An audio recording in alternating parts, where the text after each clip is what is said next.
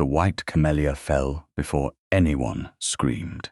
For one breathless instant, beneath the glass roof of Stansmere Park's conservatory, the flower seemed to hang in the candlelight like a small doomed moon.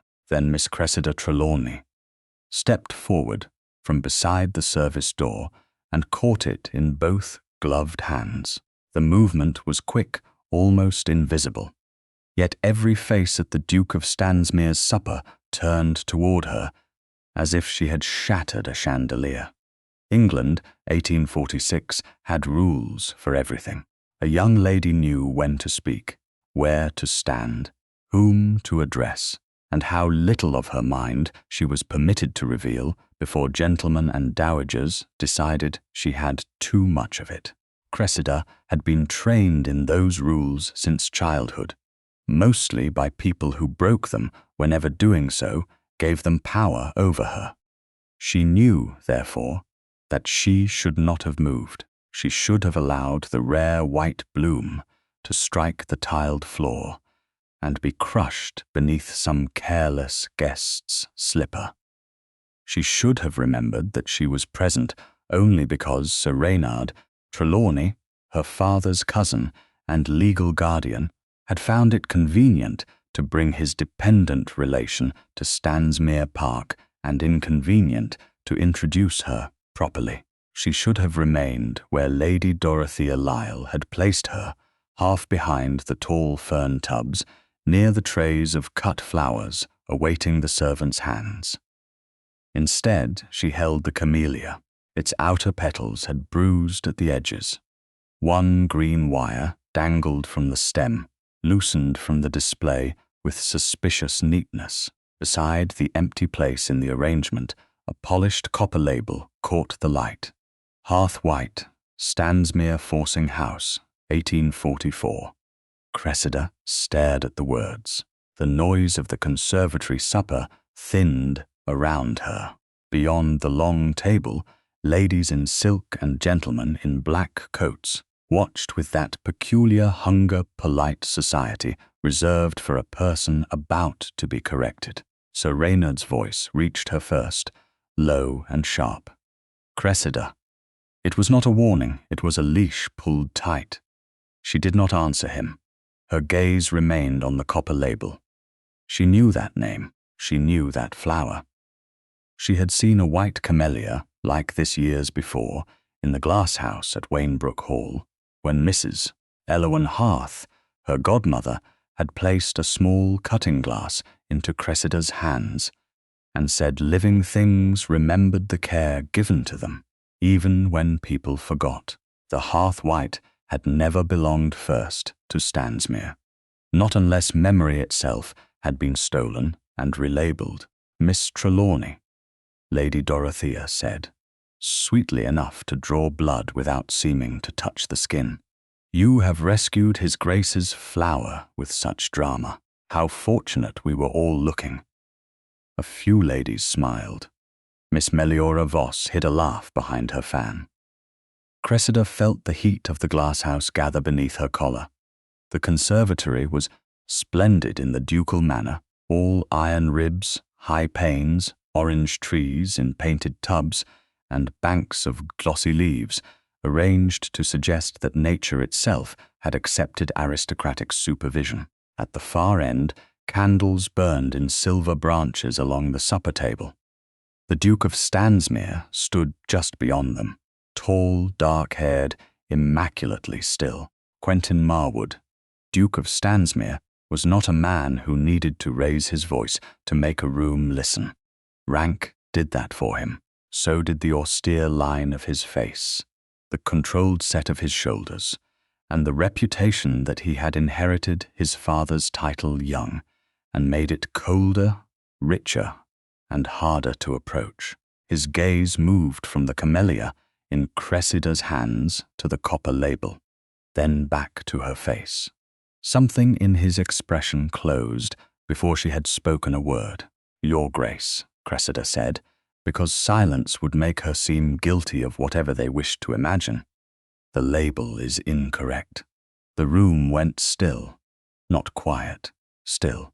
Even the leaves seemed to hold their breath against the glass. Sir Reynard gave a short, strangled sound. Lady Dorothea's smile sharpened. "In fact," the Duke repeated.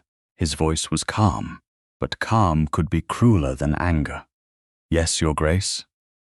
Cressida kept the bloom cupped carefully, though one petal had already loosened against her thumb. This variety was propagated at Wainbrook before it appeared here. "I believe the label should not read Stansmere Forcing House as the origin." The words sounded too bold once spoken, not because they were false, because they were true in a room that had not given her permission to know anything. "Cressida," Sir Reynard said, louder now, "you forget yourself." She turned slightly toward him. He was flushed, his mouth pinched with the familiar fury of a man whose control had been disturbed in public.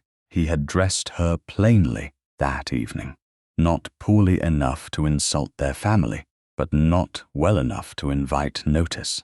Grey silk, mended gloves, no jewels except a small mourning brooch that had belonged to nobody important enough for anyone to ask. He had told her in the carriage that she was to observe, smile when addressed, and not speak unless spoken to. Cressida had obeyed until the flower fell. "I am only saying what I know," she said. "That is often the difficulty," Dorothea murmured. "Some people know so much at the wrong moment." A soft ripple passed through the guests. The Duke did not smile. He stepped around the supper table, and the crowd parted for him as naturally as grass bent beneath a carriage wheel. Near him, Cressida became aware of every deficiency others had assigned her. She was not an heiress, not a beauty of the season, not a daughter whose father stood behind her with pride, not a woman whom anyone expected a duke to defend. She was merely Miss Trelawney, Sir Reynard's dependent relation, tolerated at the edge of a grand house because charity sometimes wore the same gloves as contempt. The Duke stopped before her. His eyes were grey, though in the candlelight they seemed almost silver. They settled not on the rescued bloom, but on her face, as if he had already judged which was the more dangerous object. "You are a guest in my house," he said. "Yes, Your Grace, and yet you choose my table, my company, and my conservatory in which to dispute my household's authority over its own collection. I did not mean to dispute your authority." "No?" His gaze flicked to the flower. "Then what did you mean to do?" The honest answer rose too quickly. "Save what someone else tried to ruin. Name what someone else tried to steal. Remember what everyone hoped I had forgotten." She said none of it. She had survived too long in Sir Reynard's house to mistake honesty for safety. "I meant only to prevent the bloom from being damaged," she said, "and to correct an error." "An error," the Duke repeated. "A very public correction for a very private young lady." Heat climbed into Cressida's cheeks, but her hands remained steady around the camellia. She felt the slight crack in the cutting glass. Beneath the stem, a hairline fracture where the vessel had struck the edge of the display as the flower fell. The glass was old, delicate, and practical, the sort used by people who raised plants rather than merely admired them. It did not belong among the ornamental arrangements of a supper party. Neither, apparently, did she. "Quentin," Dorothea said gently, using the softened tone of a woman confident enough in her standing to use a duke's Christian name before others. "Miss Trelawney cannot have intended insolence. Perhaps country habits make one forget the difference between interest and interference." Cressida glanced at her. Dorothea's pale gown shimmered like frost. A tiny spot of green stained the tip of one glove, almost hidden where she folded her hands. Not soil, plant wire. Cressida saw it, and Dorothea saw her seeing it. For a moment, the two women understood each other perfectly. Then Dorothea lowered her lashes. The Duke's expression hardened. "Miss Trelawney," he said. Sir Reynard shifted behind her, waiting for obedience. The guests waited for entertainment. Cressida waited for justice and was old enough to know it did not often arrive uninvited. Know your place. The words did not strike loudly. They did not need to. They passed through the conservatory like frost across glass. A faint gasp came from somewhere near the orange trees. Miss Voss's fan stopped moving. Sir Reynard exhaled, as if the Duke had restored the natural order of the world. For one brief instant, Cressida could not feel her hands. Then sensation returned all at once. The cool glass, the bruised petals, the tight seam of her glove across her knuckles, the ache behind her eyes that she would not allow to become tears. She looked at the Duke, not pleading, not accusing, only looking. Something changed in his face then, so slightly that no one else might have noticed. His gaze dropped to her hands. He saw, perhaps too late, that they trembled, not from guilt, from restraint. Cressida curtsied. It was the finest curtsy she had ever made, deep enough to satisfy a duchess, graceful enough to shame those who expected collapse, and controlled enough that not a single petal fell. "Of course, Your Grace," she said. "I thank you for the instruction." In the silence that followed, she turned to the silver tray where a footman stood frozen with cut flowers in his arms. She placed the cracked cutting glass upon it, with the white camellia resting inside, wounded but upright. Then she removed herself from the Duke's conservatory exactly as she had been commanded to do. No one stopped her. That was the truest measure of the room. She passed the fern tubs, the service door, the warm breath of the glasshouse, and the line of guests who stepped aside without quite meeting her eyes. Behind her, Sir Reynard hissed her name again, but she did not turn. The corridor beyond the conservatory was cooler. Candlelight gave way to the dimmer glow of wall sconces. Her slippers made almost no sound on the polished floor. Only when she reached the outer vestibule did she allow herself to breathe fully. A young clerk stood near the entrance, hat in hand, damp from the evening mist.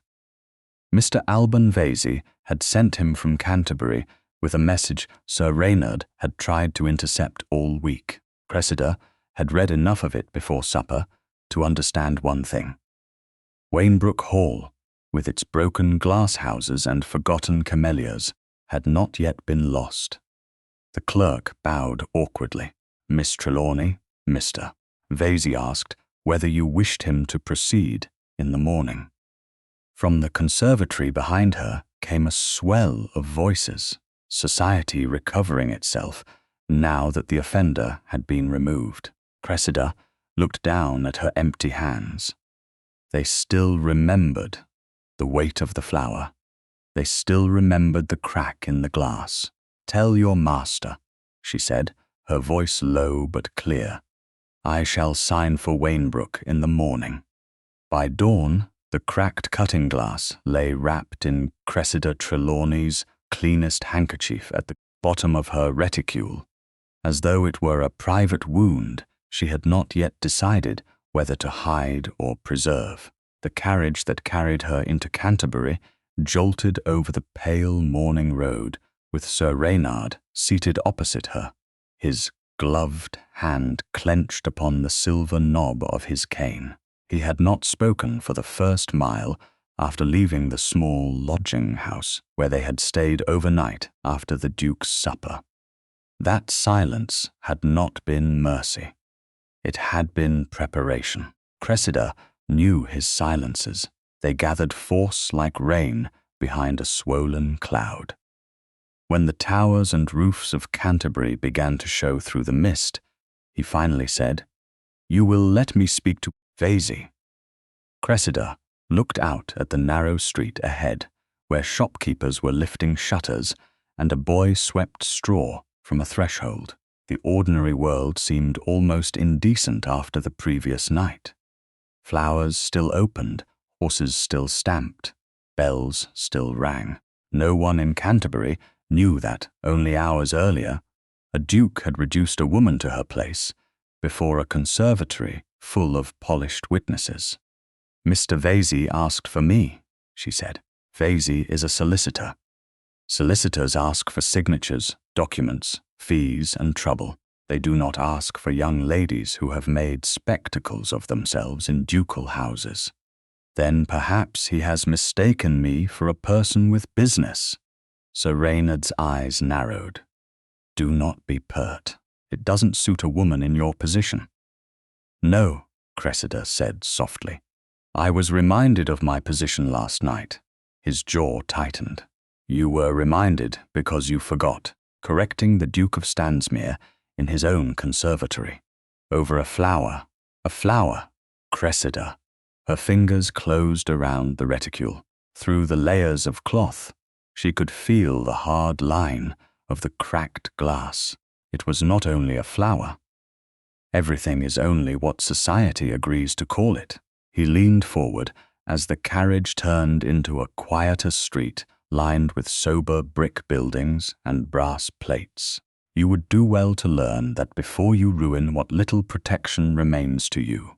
Protection. He had always used that word when he meant possession. Cressida did not answer. The carriage stopped before Mr. Alban Vesey's office, a narrow building with clean windows, dark green paint around the door, and a discreet brass plate polished to an honest shine. A clerk opened the door before Sir Reynard could knock. His eyes moved first to Cressida, then to Sir Reynard, and something like relief crossed his face. "Miss Trelawney, Mr. Vesey is expecting you." "And me," Sir Reynard said.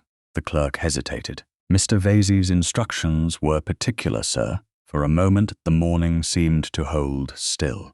Sir Reynard's colour rose. "I am Miss Trelawney's guardian." "Yes, sir. Mr. Vesey is aware." The young man stepped back just enough to admit Cressida, not enough to welcome Sir Reynard with equal certainty. Cressida had been moved from rooms all her life, removed from conversations, sent upstairs, set at the end of tables, placed behind prettier cousins, instructed to be grateful for corners. It was a strange thing, almost frightening, to see a doorway held open for her and not for the man who had always decided whether she might enter. She walked inside. Mr.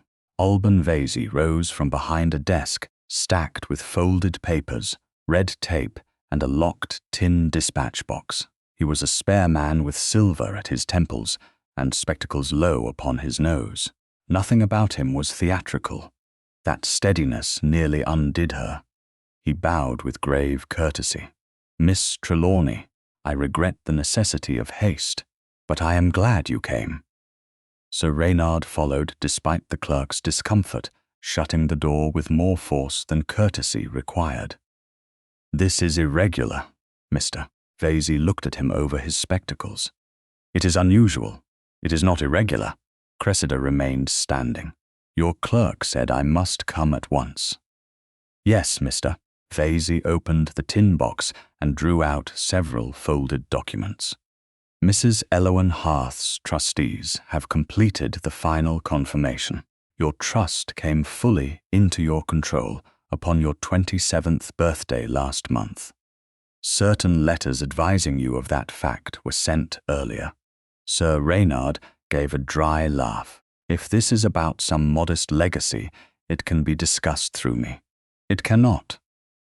Mr. Vesey's voice remained mild. The trust was structured expressly to pass beyond guardianship upon Miss Trelawney's majority. Mrs. Hearth was most precise. Cressida felt the room tilt, though she did not move. 27th birthday. Last month. Letters. She had received no letters except household accounts. Sir Reynard wished her to copy, and invitations he wished her to decline. "What did Mrs. Hearth leave me?" she asked. funds sufficient to purchase Wainbrook Hall under the first right reserved to you in a private agreement made before her death. The present owner's creditors have accepted the price. If you sign today, Wainbrook becomes yours." Sir Reynard struck the floor with his cane. "Absurd. Wainbrook is half ruined. The roofs are failing, the gardens are wild, and the glasshouses have been useless for years." "The glasshouses were never useless," Cressida said. The words came out before she measured them. Mr. Vesey's gaze softened almost imperceptibly. "Mrs. Harth believed you would say so." Cressida opened her reticule and withdrew the handkerchief bundle. She placed it on the edge of the desk and unfolded the linen. The cracked cutting glass caught the grey morning light. Mr. Vesey looked at it, then at her face. "You have been to Stansmere last night, and you saw the camellias. I saw one labelled as Stansmere stock." "Ah." It was a small sound, but it carried weight. Sir Reynard moved too quickly toward the desk. "Where did you get that?" Cressida's hand closed over the cutting glass before he could touch it. The crack pressed against her palm through the handkerchief. It fell. "Things often fall near you when you are determined to make yourself noticed." She turned to him then, not sharply. Sharpness would have pleased him because it would have made her easier to condemn. "Did you know about the trust?" His mouth tightened. "A girl in your circumstances is easily confused by papers." "I'm not confused. You are overwrought." "I'm not overwrought." Her voice grew quieter, and that made Sir Reynard's expression flicker. "I am asking whether you received letters from Mr. Vesey and chose not to give them to me." Mr. Vesey interposed, before Sir Reynard could answer. "Several letters were acknowledged by your household, Miss Trelawney. None received reply from you. That is why I sent my clerk to Stansmere Park." Cressida looked at Sir Reynard. The answer stood in his silence, dressed better than any confession. For years, she had thought poverty was a locked door.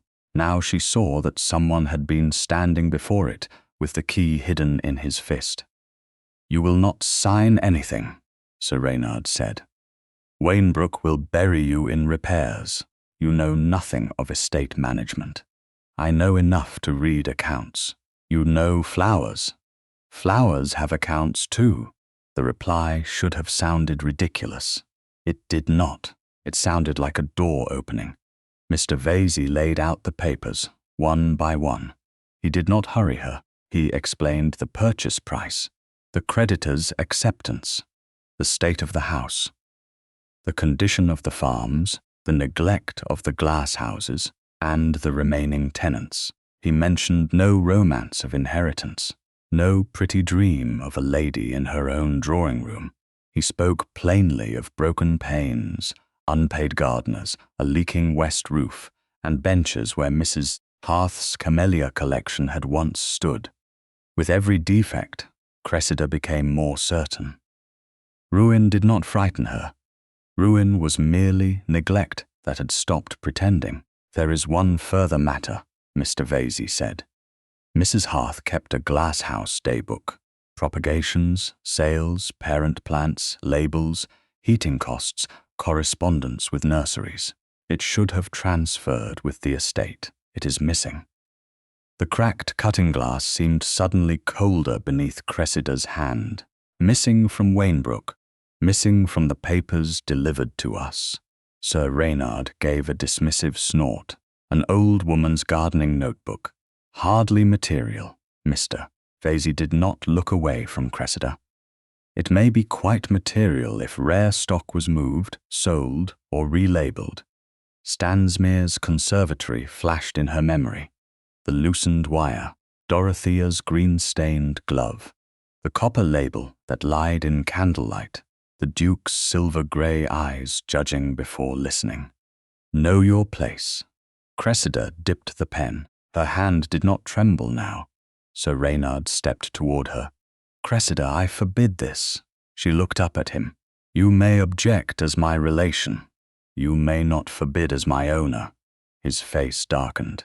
You will regret this insolence. Perhaps. She signed her name on the first page. Cressida Trelawney. The ink shone black and wet. She signed again where Mr. Vesey indicated. Then again.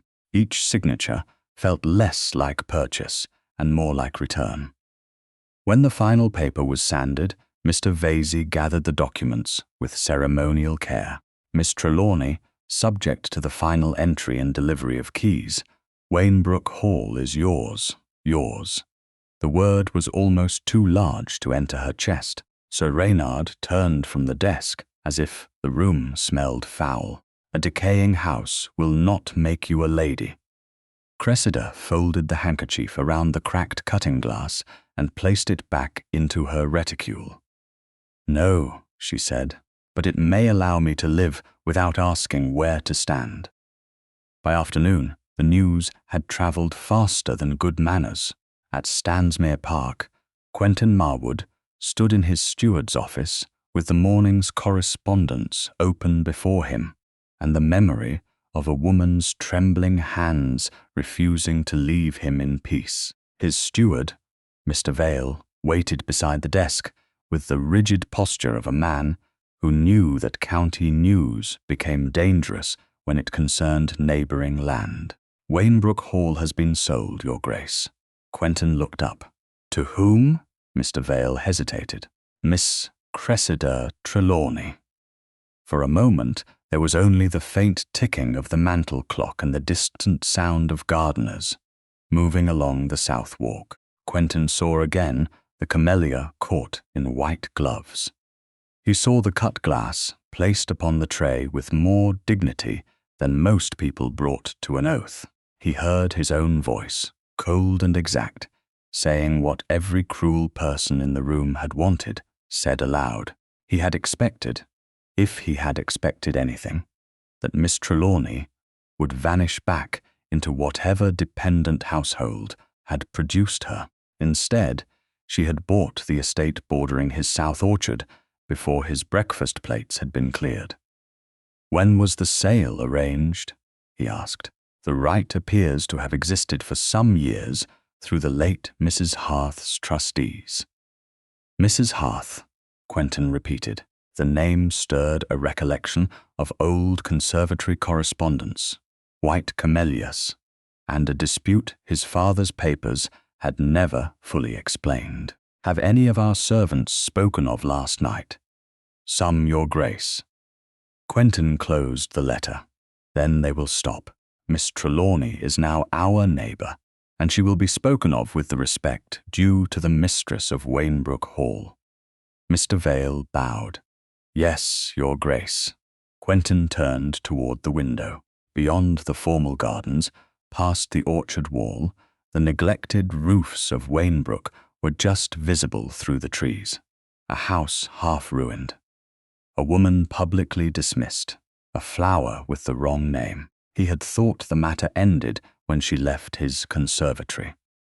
Now, looking toward the estate she had claimed by morning light, Quentin understood that he had not witnessed an ending at all. He had witnessed the moment, before something long buried began to rise.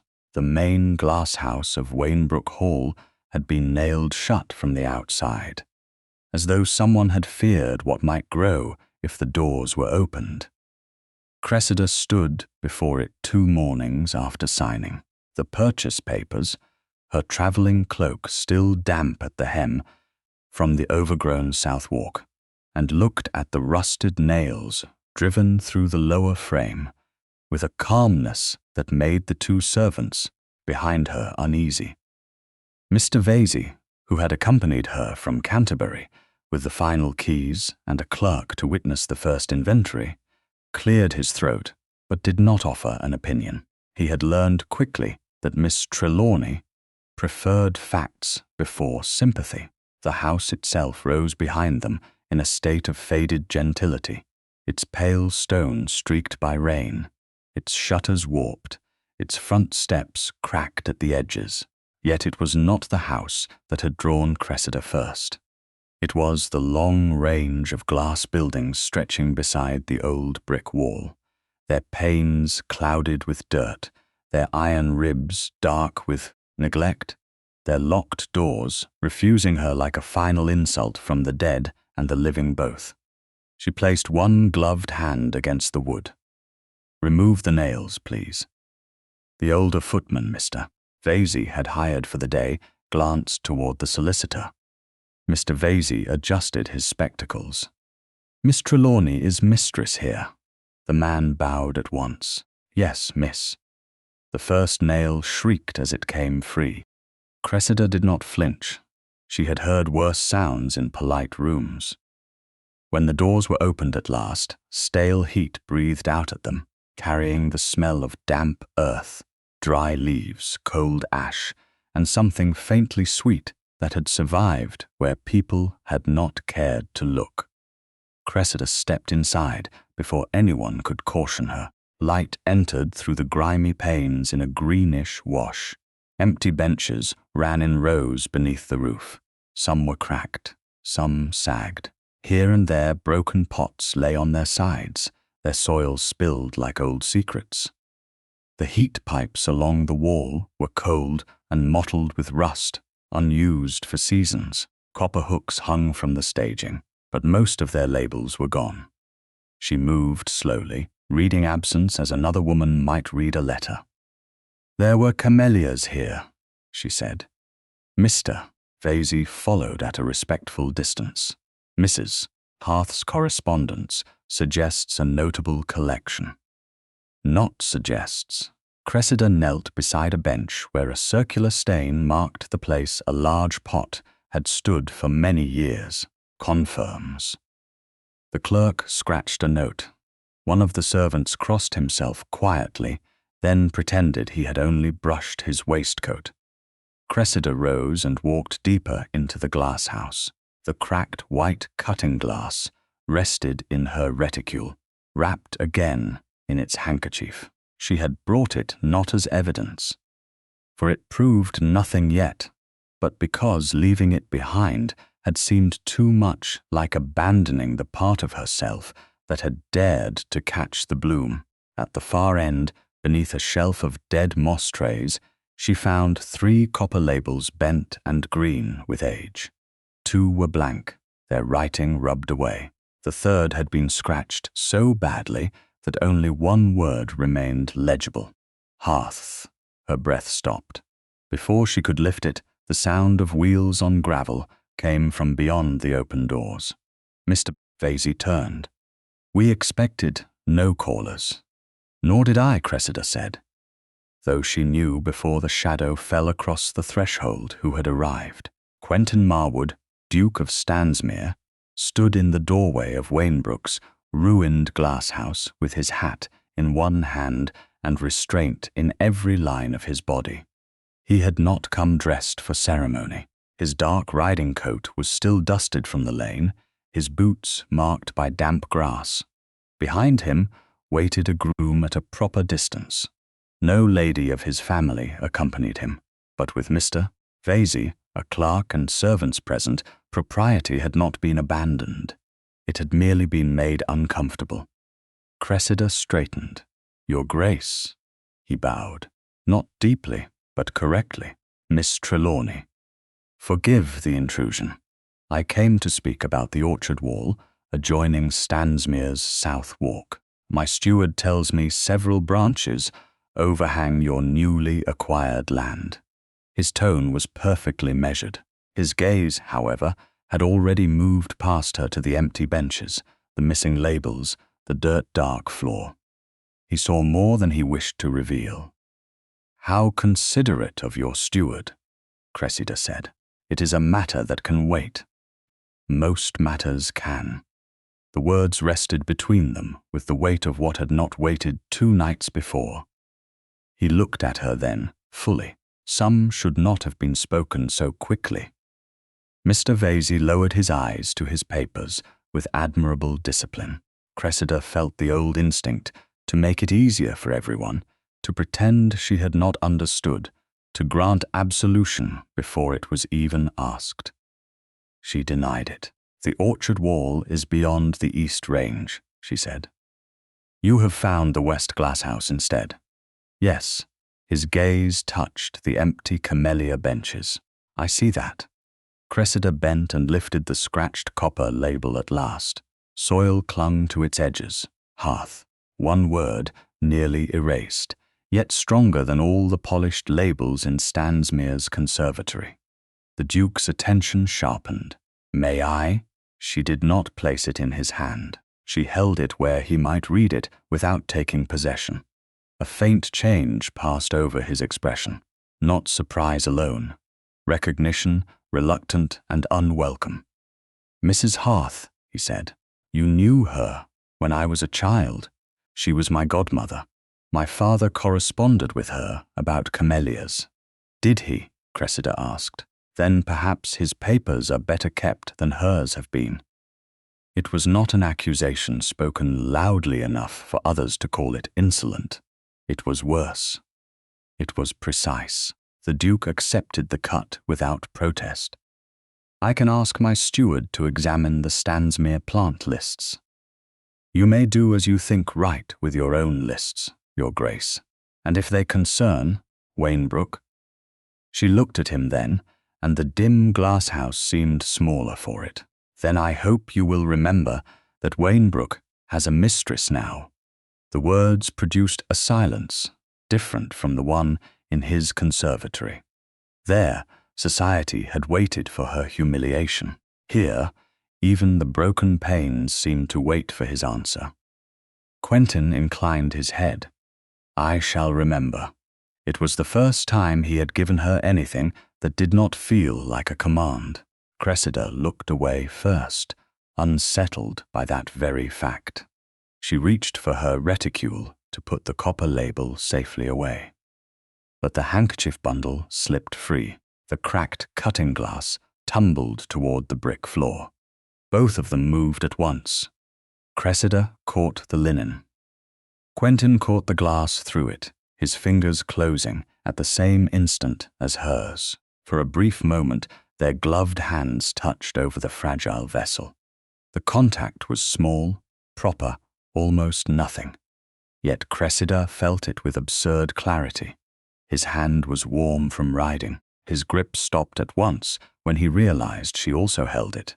He did not tighten. He did not take. He waited. That, more than the touch itself, disturbed her. She lifted her eyes. He was looking not at her mouth, not at the awkward intimacy of their hands, but at her face, as if asking a question he had not earned the right to speak. Cressida withdrew first. He let her. It is only a cracked glass, she said, because her pulse had no business being so audible to herself. No, Quentin said quietly. It is a cutting glass. The words were simple. They changed the air. A gentleman who merely admired flowers would have called it a vase.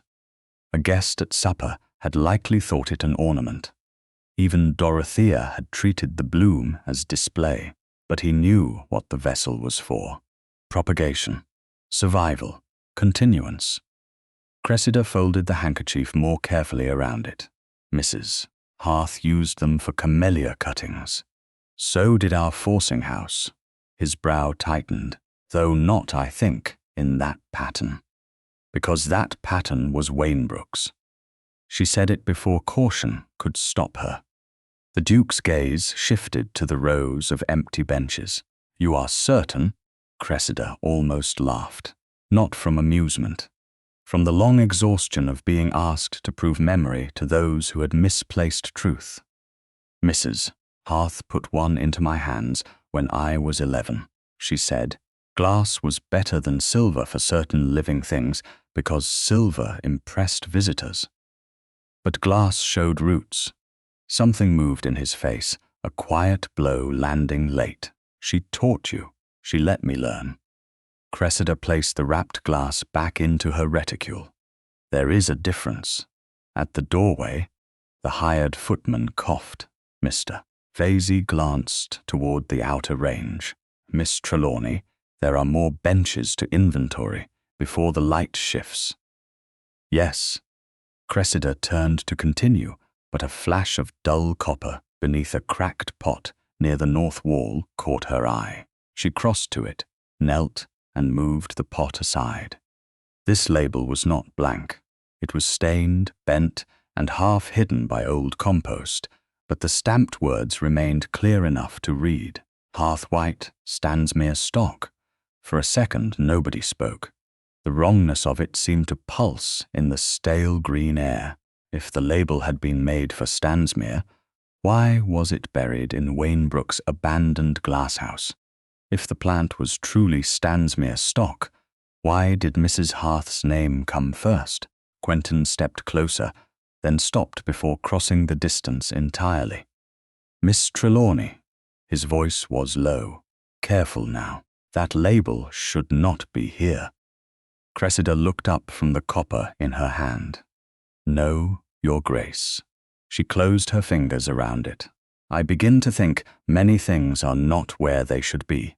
By the time Cressida found the silver knife, she had already learned that Wainbrook Hall had been robbed more carefully than any thief would rob a jewel case. Jewels vanished loudly. Gardens vanished politely. A pot moved from one bench to another could be called reorganization. A label scratched clean could be called age. A plant carried away in a nursery wagon could be called trade. Whole histories could disappear beneath Latin names and fresh copper, provided the person who remembered the truth had been trained not to speak above a whisper. The old potting room stood behind the west range of glass, half hidden beneath ivy and a leaning pear tree that had grown wild against the brick. Cressida entered it after Mr. Vesey and his clerk had sealed the newly discovered copper label in paper and written its condition into the inventory. Quentin Marwood had returned to Stansmere by the proper path, though not before promising, in that measured voice of his, to examine his father's plant correspondence. He had not asked to take the label. He had not told her what to do. That restraint should have comforted her. Instead, it unsettled her more than command would have done. Because command was familiar and restraint required her to judge a man anew. The potting room smelled of dust, dry loam, and forgotten rain. Hooks lined one wall where tools had once hung in order. Most were gone.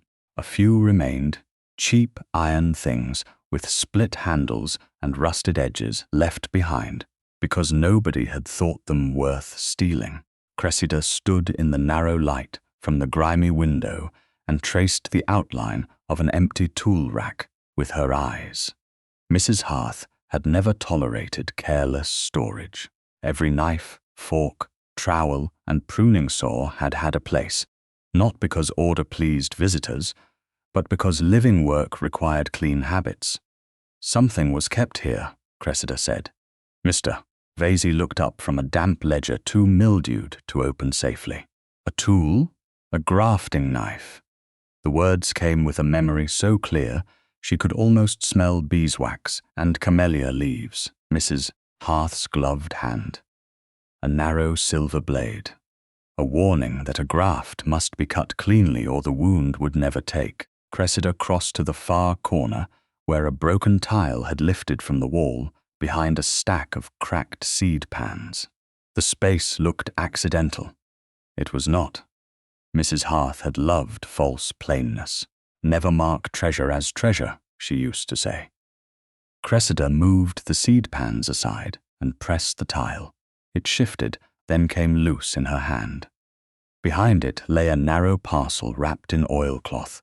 Mr. Vesey stepped closer but did not touch. That small courtesy steadied her. She unfolded the cloth. A silver grafting knife lay inside, tarnished black at the hinge, its handle engraved with two worn initials, E.H. Eloan Hearth. The old blade did not glitter. It had been made for use, not admiration, and along its edge remained a thin amber trace of hardened resin. Cressida's throat tightened. She did not cry. There were too many useful things to do. "Please note it," she said. The clerk dipped his pen so quickly that ink spotted his cuff. "Silver grafting knife, engraved E.H., discovered behind loose tile in West potting room. Mr." Vesey bent nearer. "May I ask whether this has evidentiary value beyond personal association?" "If the Stansmere plant has a matching graft cut, yes." The answer came from the doorway. Cressida turned. The Duke of Stansmere stood there with his hat in one hand and a folded paper in the other. His arrival did not startle her as much as it should have. Perhaps some part of her had been waiting for the past to send him back. "Your Grace," she said, "this is not the orchard wall." "No." His gaze rested briefly on the knife in her hands. "This is an apology for the delay, and possibly a complication." He stepped inside, only after glancing toward Mr. Vesey, as if confirming that propriety had witnesses enough to survive him. "My steward found an old Stansmere forcing house list from my father's papers. It records the arrival of several camellia pots, described as gifted stock. No source is named. That omission is unusual." Cressida held the knife still. "Did the list mention Hearthwhite?" "It did." The room seemed to narrow. "May I see the list?" "Yes." He offered the paper to Mr. Vesey first, not to her, preserving the chain of record before emotion could touch it. Cressida noticed that. She wished she had not. Mr. Vesey received it, scanned the first page, then handed it to her. Quentin's eyes remained on the knife.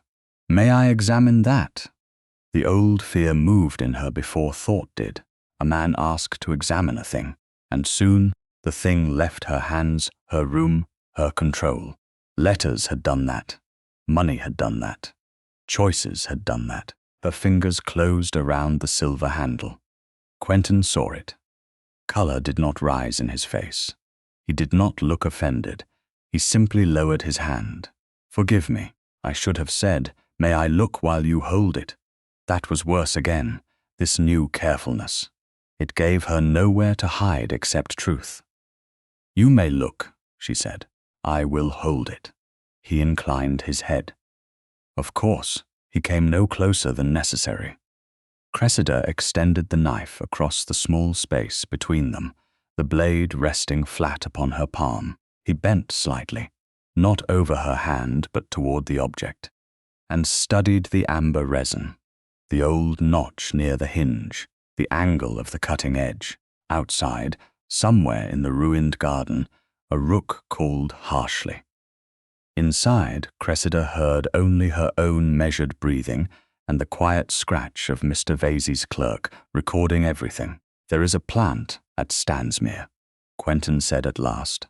"In the second house. It bears an old graft scar cut at this same angle. I noticed it this morning because I was looking for reasons to doubt my own certainty." Cressida's eyes lifted to his. "That is an unusual occupation for a duke. A necessary one, I begin to think." The words were not an apology, not yet, but they were not pride either. Before she could answer, wheels sounded in the yard, followed by a voice Cressida knew too well. "Where is she?" Sir Reynard Trelawney entered without waiting to be announced, his face red from the drive and his walking stick striking the floor as if Wainbrook's boards had offended him by supporting her. He stopped when he saw Quentin. The change in him was immediate and ugly in its smoothness. Anger folded itself into respectability. "Your Grace, I had not realized my cousin's fancies had attracted ducal attention." Cressida placed the knife back upon the oilcloth, but kept her hand beside it. "This is my house, Sir Reynard. You will ask before entering its rooms." His eyes flashed. "Your house, a phrase you repeat as though repetition could make you fit to manage it." Quentin's face hardened, but he did not speak before her. That restraint held the room like a drawn line. Sir Reynard turned fully toward her.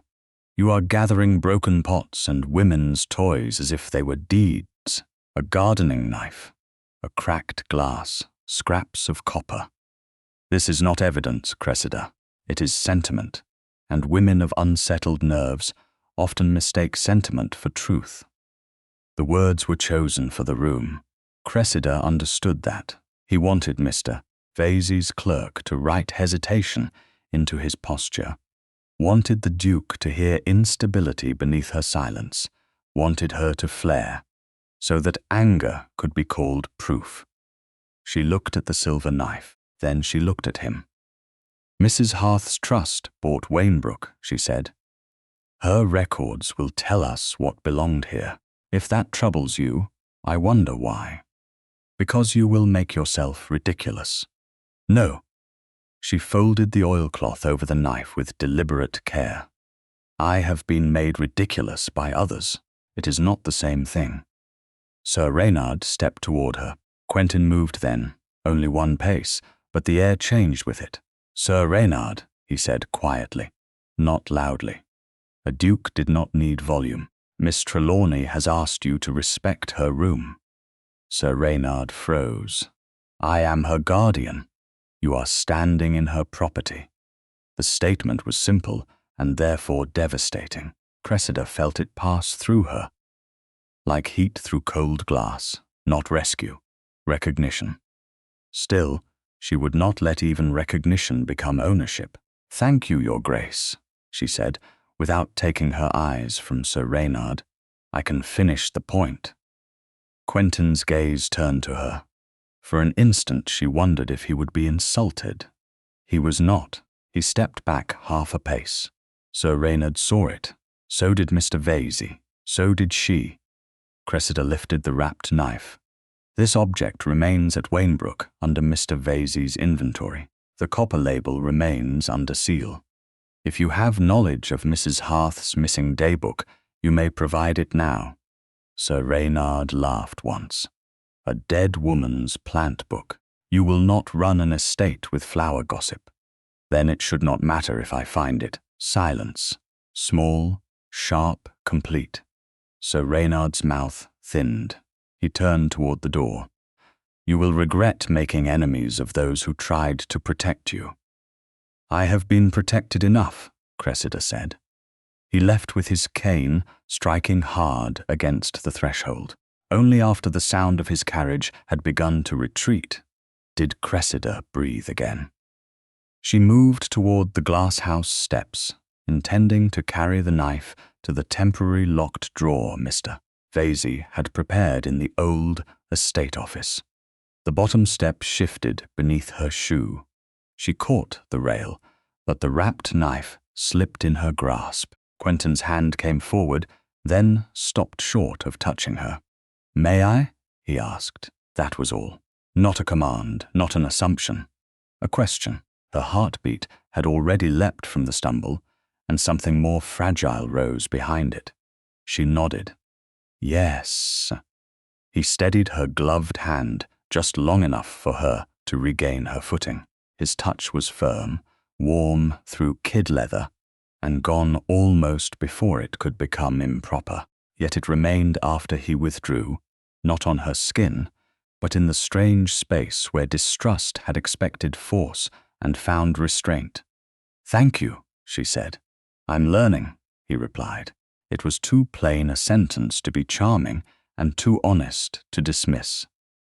Mr. Vesey coughed softly from behind his papers. Cressida descended the step without further help. At the estate office, she placed the silver grafting knife in the locked drawer and watched Mr. Vesey turn the key. The cracked cutting glass remained in her reticule. The copper labels remained wrapped and recorded. Nothing had vanished. Not today. A servant came in just as the key was removed, holding a cream envelope upon a salver for Miss Trelawney. The handwriting was elegant, slanted, and confident. Cressida opened it. A pressed fern frond slid onto the desk like a green tongue. Beneath it, Lady Dorothea Lyle had written only a few bright lines, inviting Miss Trelawney of Wainbrook Hall to exhibit at the coming county horticultural society meeting. Cressida read it twice. Quentin read her face and went still. "From Lady Dorothea?" he asked. Cressida folded the invitation along its crease. Yes, the silver knife lay locked behind her. The missing daybook remained missing. Somewhere between Stansmere and Wainbrook, someone had begun to fear what she might grow from the ruins. "How generous of her," Cressida said. "She wishes me to bring flowers into public." Lady Dorothea Lyle's invitation arrived with the softness of a calling card and the precision of a trap.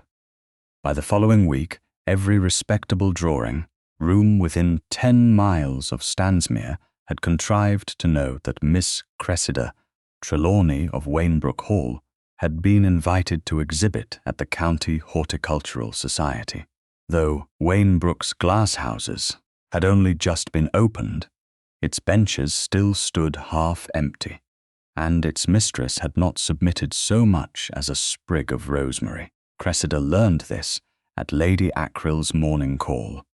Where the tea was weak, the smiles were strong, and every woman present appeared to have discovered a sudden, consuming interest in camellias she had not wished to go.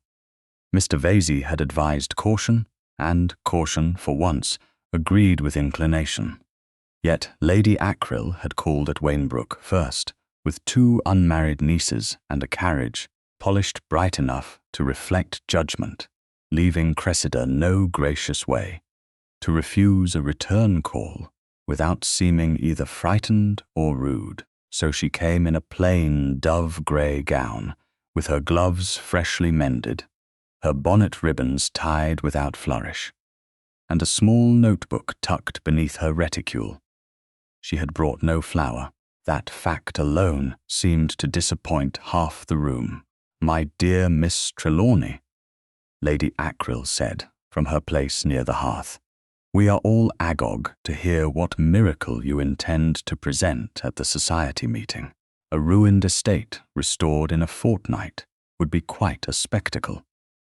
Soft laughter stirred among the teacups. Miss Meliora Voss leaned toward Dorothea and whispered loudly enough to be overheard. "Perhaps Wainbrook grows faster when watered with spite." Dorothea lowered her eyes, as if reproving the remark, though amusement touched the corner of her mouth. She wore pale lilac silk that made the other women look underdressed without appearing to try. "Now, Meliora, you must not be unkind. Miss Trelawney has had so little opportunity to shine. If she wishes to bring a Wainbrook bloom before the county, we should encourage industry wherever it appears." Cressida set her cup down before the china could betray her fingers. "That is generous, Lady Dorothea, but I have not agreed to exhibit." A small silence answered her. It was the sort of silence that pretended to be surprise and concealed annoyance. Dorothea's gaze lifted. "But my note reached you." "It did. Then perhaps you misunderstood. I wrote because the society would be delighted by anything connected to Mrs. Harth's famous collection." "I understood perfectly."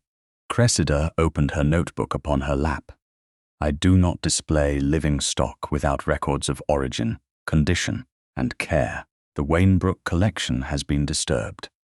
Until I know what was moved and by whom, I shall not put a single cutting on a table for public admiration." Lady Ackrill blinked. "Records? My dear, it is a flower show, not an audit. Healthy flowers often require both." This time the laughter did not come. Miss Voss's fan paused. Cressida felt the old pressure of the room urging her to soften the sentence, to add a smile, to make competence sound like apology. She did not. "Mrs. Harth kept a glasshouse daybook," she continued. "It is missing. Several copper labels are missing. A plant at Stansmere appears to bear a Wainbrook association not yet explained. Until the matter is clear, display would be vanity, not husbandry." "How grave gardening has become," Miss Voss said. One would think you were managing a ministry. Cressida looked at her. No, Miss Voss. Merely a property that men found convenient to neglect, and women find convenient to mock. Lady Acrill drew a faint breath. Dorothea's expression did not change, but colour touched her throat. "You speak as if others have wronged you," she said. "Do I?" Cressida asked. "I thought I spoke of benches, labels, and records." Dorothea smiled. "Of course, one mustn't suspect drama in practical language. One must not plant drama and then call it harvest." The words landed more cleanly than Cressida had intended. For a moment, Dorothea's eyes hardened, and beneath the lilac silk and smooth manners, Cressida saw the woman from Stansmere's conservatory, the woman with green-stained glove tips who had known precisely which wire had loosened. Then the door opened, and the butler announced, "A note for Miss Trelawney, delivered from Stansmere Park." Every head turned. Heat rose into Cressida's face, not from shame, but from irritation at the timing. A servant crossed the room and presented the folded paper on a salver. The seal was plain, impressed with the marwood falcon, and the direction was written with controlled economy. Miss Cressida Trelawney, Wainbrook Hall. Not Sir Reynard's household, not dependent relation. Not poor Miss Trelawney. The room read the distinction without being invited. Cressida broke the seal because refusing would have made more of it than opening. Inside lay a brief letter and a narrow packet of copied lists. His Grace had written in a hand as restrained as his speech. "Miss Trelawney, Mr. Vale has located several Stansmere forcing house lists from my father's period and the first years of my own stewardship. I send copies only, and only for comparison. Should you wish to examine them, no reply is required unless you choose to make one. Stansmere retains the originals. They will not be altered or removed. Q. Marwood." No apology, no command, no gallantry. The letter was almost severe in its refusal to press upon her. That made it more dangerous than charm.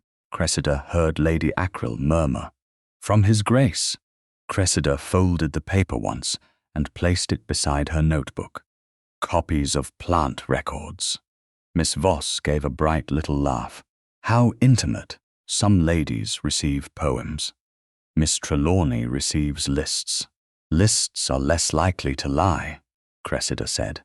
Dorothea's gaze had fixed upon the packet with a stillness too sharp to be casual. "How very useful of the Duke," she said. "Useful," Cressida agreed. "Not possessive."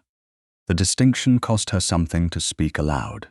It cost the room more to understand it. Soon afterward, she took her leave, properly, calmly, without haste. Only when she was back in the Wainbrook carriage, with the packet on her knees and her maid, Mrs. Peller, seated opposite, did Cressida allow herself to untie the string. The lists smelled faintly of old paper and Stansmere's dry muniment room. Line after line recorded orange trees, orchids, ferns, forced roses, and camellias in careful columns. Most entries were ordinary. One was not. Hearth white, 3 pots, gifted stock, winter quarter, source unnamed. Gifted stock. No giver, no purchase, no receipt. She followed the entries with her finger, noting dates and movement between houses.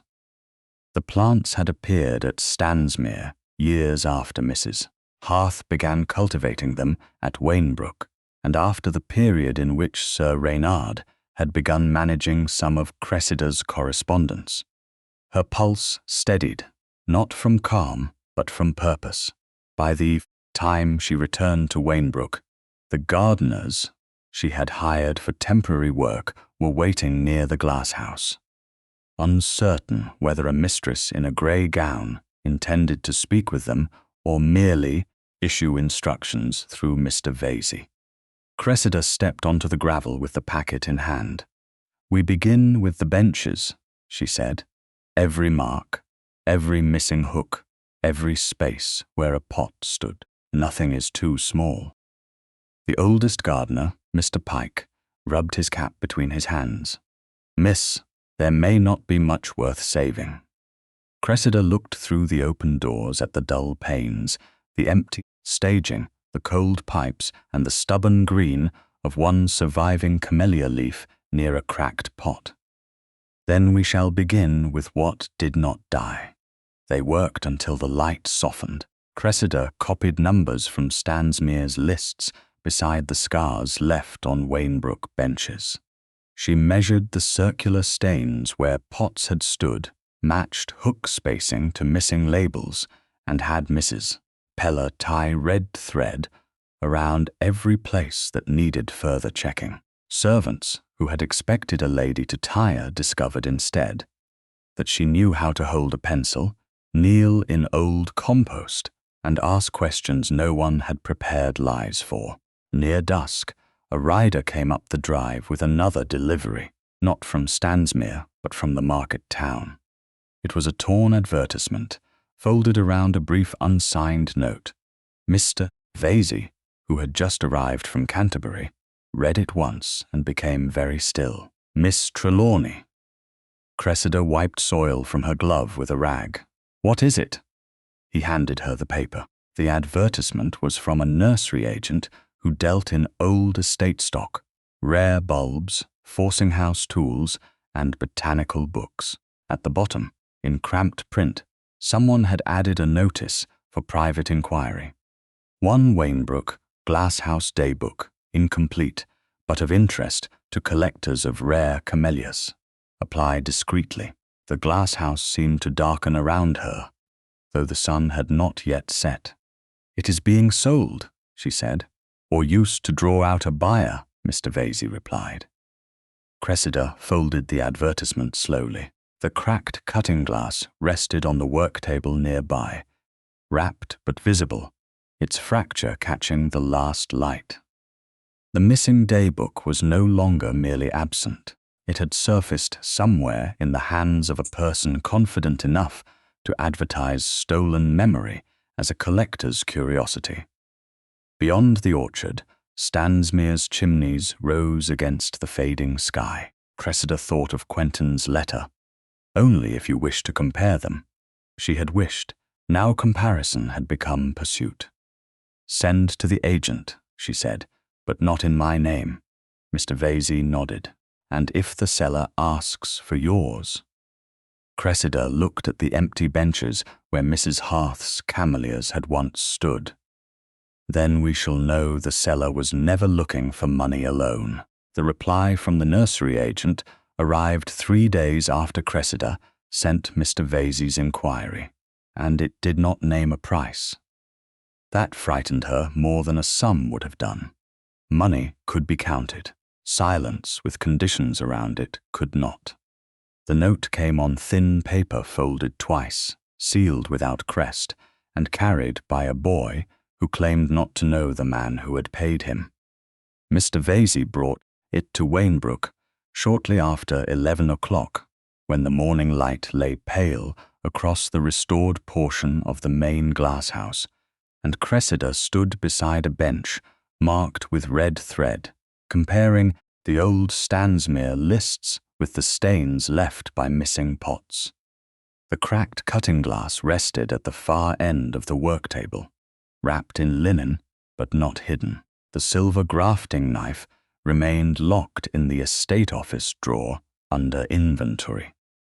The scratched copper labels were sealed in Mr. Vesey's packet. Nothing had been permitted to drift from place to place without record. Cressida had begun to understand that care was not a feeling. It was a discipline. The agent says the daybook is no longer available, Mr. Vesey said. It vanished after a payment was made on Lisle paper. Cressida looked up slowly. Lisle. The watermark is theirs. I have seen enough correspondence from that house to recognize it.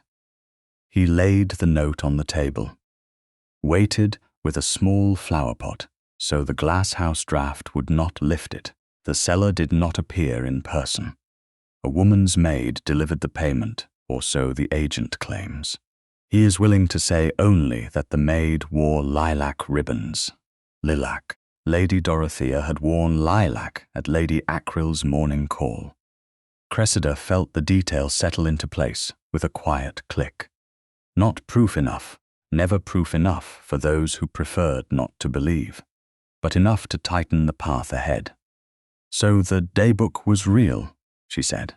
Real enough for someone to buy it before we could. Mr. Vesey's expression remained careful. Or real enough for someone to pretend to buy. Either way, Miss Trelawney, you should expect the matter to become public soon. As if summoned by those words, Mrs. Peller appeared at the glass-house door with an expression of controlled alarm. His Grace the Duke of Stansmere has called, Miss, with Lady Marwood. Cressida's fingers stilled on the plant list. Lady Marwood, his aunt, Miss. The housekeeper has shown them to the morning room. Doors open, as proper. Proper. Of course he had come properly. Not at dusk, not alone into a private room. Not with the careless privilege of a man who thought apology erased impropriety. He had brought a female relation, chosen the correct hour, and entered through the front of Wainbrook Hall rather than the glass-house door. The courtesy should have been easy to receive. It was not.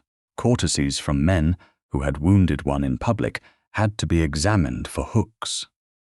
Cressida removed her gardening apron, handed it to Mrs. Peller, and took a moment to smooth the cuffs of her grey gown. Mr. Vesey, will you remain? If you wish it, I do. The Wainbrook morning room had not yet learned to look inhabited.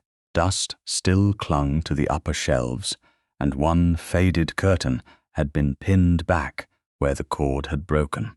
Yet a fire burned cleanly in the grate. Tea had been set out, and the chairs were Cressida's to offer. Lady Marwood rose when Cressida entered, a handsome widow with iron-grey hair, dark eyes, and a face that suggested she had seen enough foolishness in society to separate injury from theatrics. Quentin stood beside the mantel, severe and still. He looked first at Cressida's face, then at her hands, as if confirming she carried no burden he had failed to notice. It was an unsettling habit. Miss Trelawney, Lady Marwood said, "Thank you for receiving us. My nephew was determined to call, and I was determined he should do so without giving the county anything useful to chew." Despite herself, Cressida almost smiled. "Then I am grateful to you, my lady." Quentin bowed. "Miss Trelawney, Your Grace." She took the chair opposite him, not the one nearest the tea tray, because hosting did not require placing herself where others expected. Mr. Vesey remained near the writing table with his papers. "You have come about the lists?" she asked. "Partly," Quentin said. His voice was controlled, but there was strain beneath it. "And partly because I owe you words I did not have the honesty to speak at Stansmere, or the precision to speak in the potting room." Lady Marwood turned her teacup a fraction, then looked into the fire, as if granting them the privacy propriety allowed. Cressida folded her hands. "If this is an apology, Your Grace, I would prefer one that knows what it is apologizing for." He accepted the rebuke without visible defense. That unsettled her too. "Then I shall try not to make it decorative." His gaze did not leave hers. "I humiliated you before guests in my own house. I did not merely correct you. I used my rank to make your knowledge seem impertinence. I saw a woman speak with certainty, and I assumed ambition, because certainty in a woman has too often been treated in my world as performance." The room grew quiet.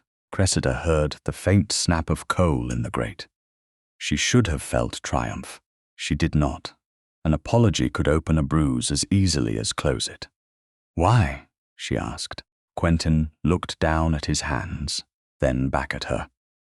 "My father was made ridiculous in his last years by people who learned his interests, flattered them, and used his collections as currency. Plants, books, cabinets, small passions a duke was supposed to be too powerful to have. A woman at court once corrected his catalogues in public, then sold the story of his dependence upon her judgment to every mouth that wanted it. It taught me a poor lesson. When you spoke in the conservatory, I saw an old humiliation wearing a new face. Cressida felt the room shift around the confession. It was not softness she felt. It was danger of another kind. A man's wound had been placed before her, and habit urged her to tend it. Women were praised for that. They were called kind when they stitched themselves into bandages. That may explain your suspicion, she said. It doesn't excuse your cruelty. Quentin's face tightened, not in anger. In recognition. No, it does not. Lady Marwood's gaze flicked toward him with approval she did not voice. Cressida looked down at her folded hands. Last night's humiliation had not ended in Stansmere's conservatory. It had followed her into every room since, asking whether she had imagined the flower, the label, the contempt, the crack in the glass. You did not only wound me, she said. You instructed others how to see me. His eyes sharpened with pain. Yes, Sir Reynard heard you. Lady Dorothea heard you. Miss Voss heard you. Servants heard you. Guests heard you. When a duke tells a room where a woman belongs, the room begins arranging itself around the command. I know. Do you? He was silent for a moment. I am beginning to. That answer was better than certainty. Cressida disliked how much she respected it. She rose because sitting still had become too difficult, and crossed to the writing table, where Mr. Vesey had placed the nursery agent's note. Then begin here. She handed the paper not to Quentin, but to Lady Marwood first.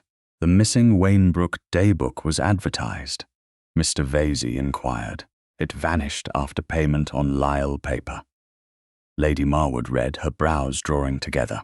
Quentin came no closer until his aunt passed the note to him. He examined it carefully. Lisle paper. So Mr. Vesey believes.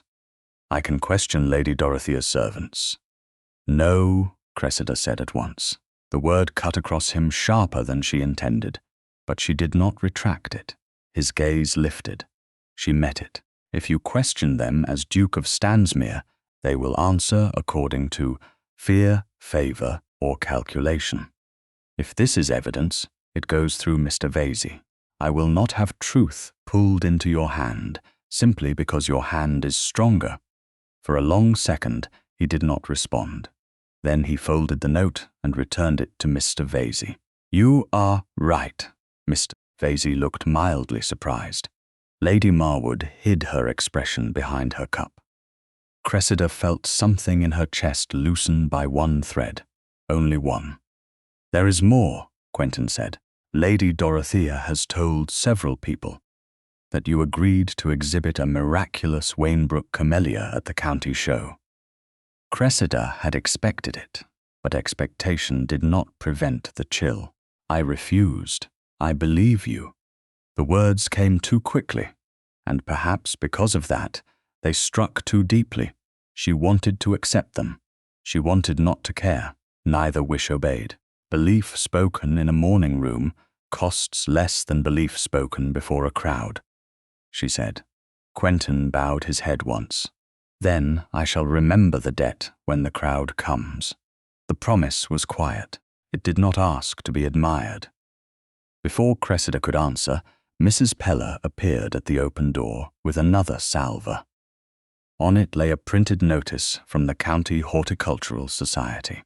Cressida took it and read the announcement already sent through the district. Miss Cressida Trelawney of Wainbrook Hall will exhibit a rare recovered white camellia from the Hearth collection. For a moment, the letters blurred. Not from tears. From fury held so tightly it became stillness. Lady Dorothea had not invited her into public, She had placed her there. Quentin read the notice over Lady Marwood's shoulder and went very still. "Miss Trelawney," he said, his voice low, "what do you wish done? Not what shall I do? Not permit me? Not I will handle this. What do you wish done?" Cressida looked at the notice, then at the man who had once answered her knowledge with humiliation and was now learning to answer it with a question. "Nothing yet," she said. "If Lady Dorothea has prepared a stage, I should like to see where she expects me to stand." The county horticultural exhibition had been arranged to look harmless. That was its first cruelty. The assembly hall in the market town had been filled with green baize tables, polished prize cards, glass domes, pots of forced bloom, and ladies in pale gowns moving between displays as if judgment were merely another form of fragrance. Ferns stood in ranks along the walls.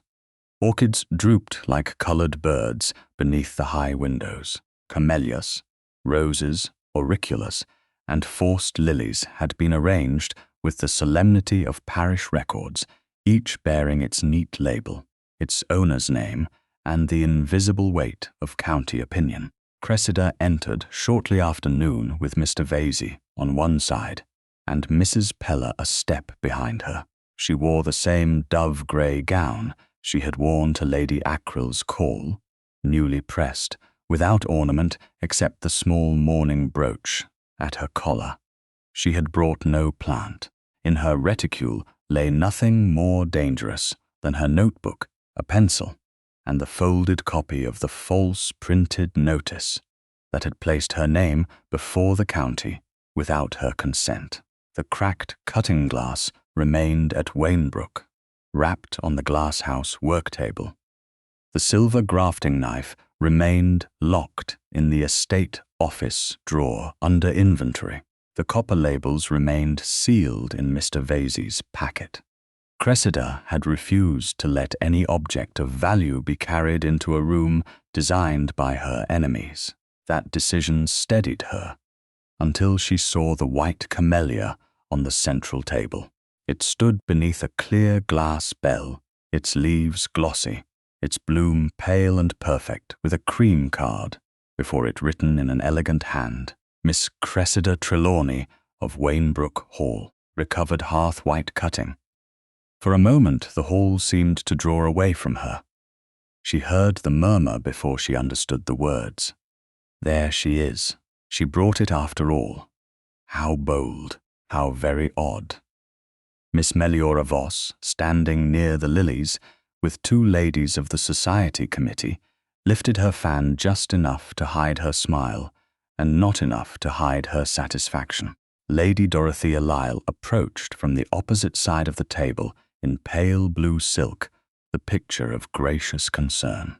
"Miss Trelawney," she said, "we feared you might not come. I gave you no reason to expect I would exhibit." Dorothea's brows rose delicately. "But your entry is here, not by my hand." A few nearby gentlemen turned. One of the society stewards, a nervous man with thinning hair and ink on his cuff, approached with a ledger clutched against his waistcoat. "Miss Trelawney, if there has been some misunderstanding, perhaps we might discuss it privately." "A public entry under a lady's name is not a private misunderstanding," Cressida said. Her voice did not rise. It carried because the room had gone listening. Dorothea's eyes softened in that polished manner Cressida had begun to distrust more than open dislike. "My dear, surely you need not make this uncomfortable. The cutting is beautiful. The county only wishes to admire what Wainbrook has recovered." "Wainbrook has recovered no such cutting." The steward swallowed, but the submission card was delivered yesterday morning. He opened his ledger. "With a note signed in your name." Cressida felt Mr. Vesey shift beside her, alert but silent. She did not reach for the ledger. She had learned the power of not snatching at what others dangled. "May Mr. Vesey examine it as my solicitor?" The steward looked uncertainly toward Dorothea. That small glance said more than he meant it to say. "Of course," Dorothea murmured. "We all desire clarity." Mr. Vesey took the card, looked once, and his mouth set.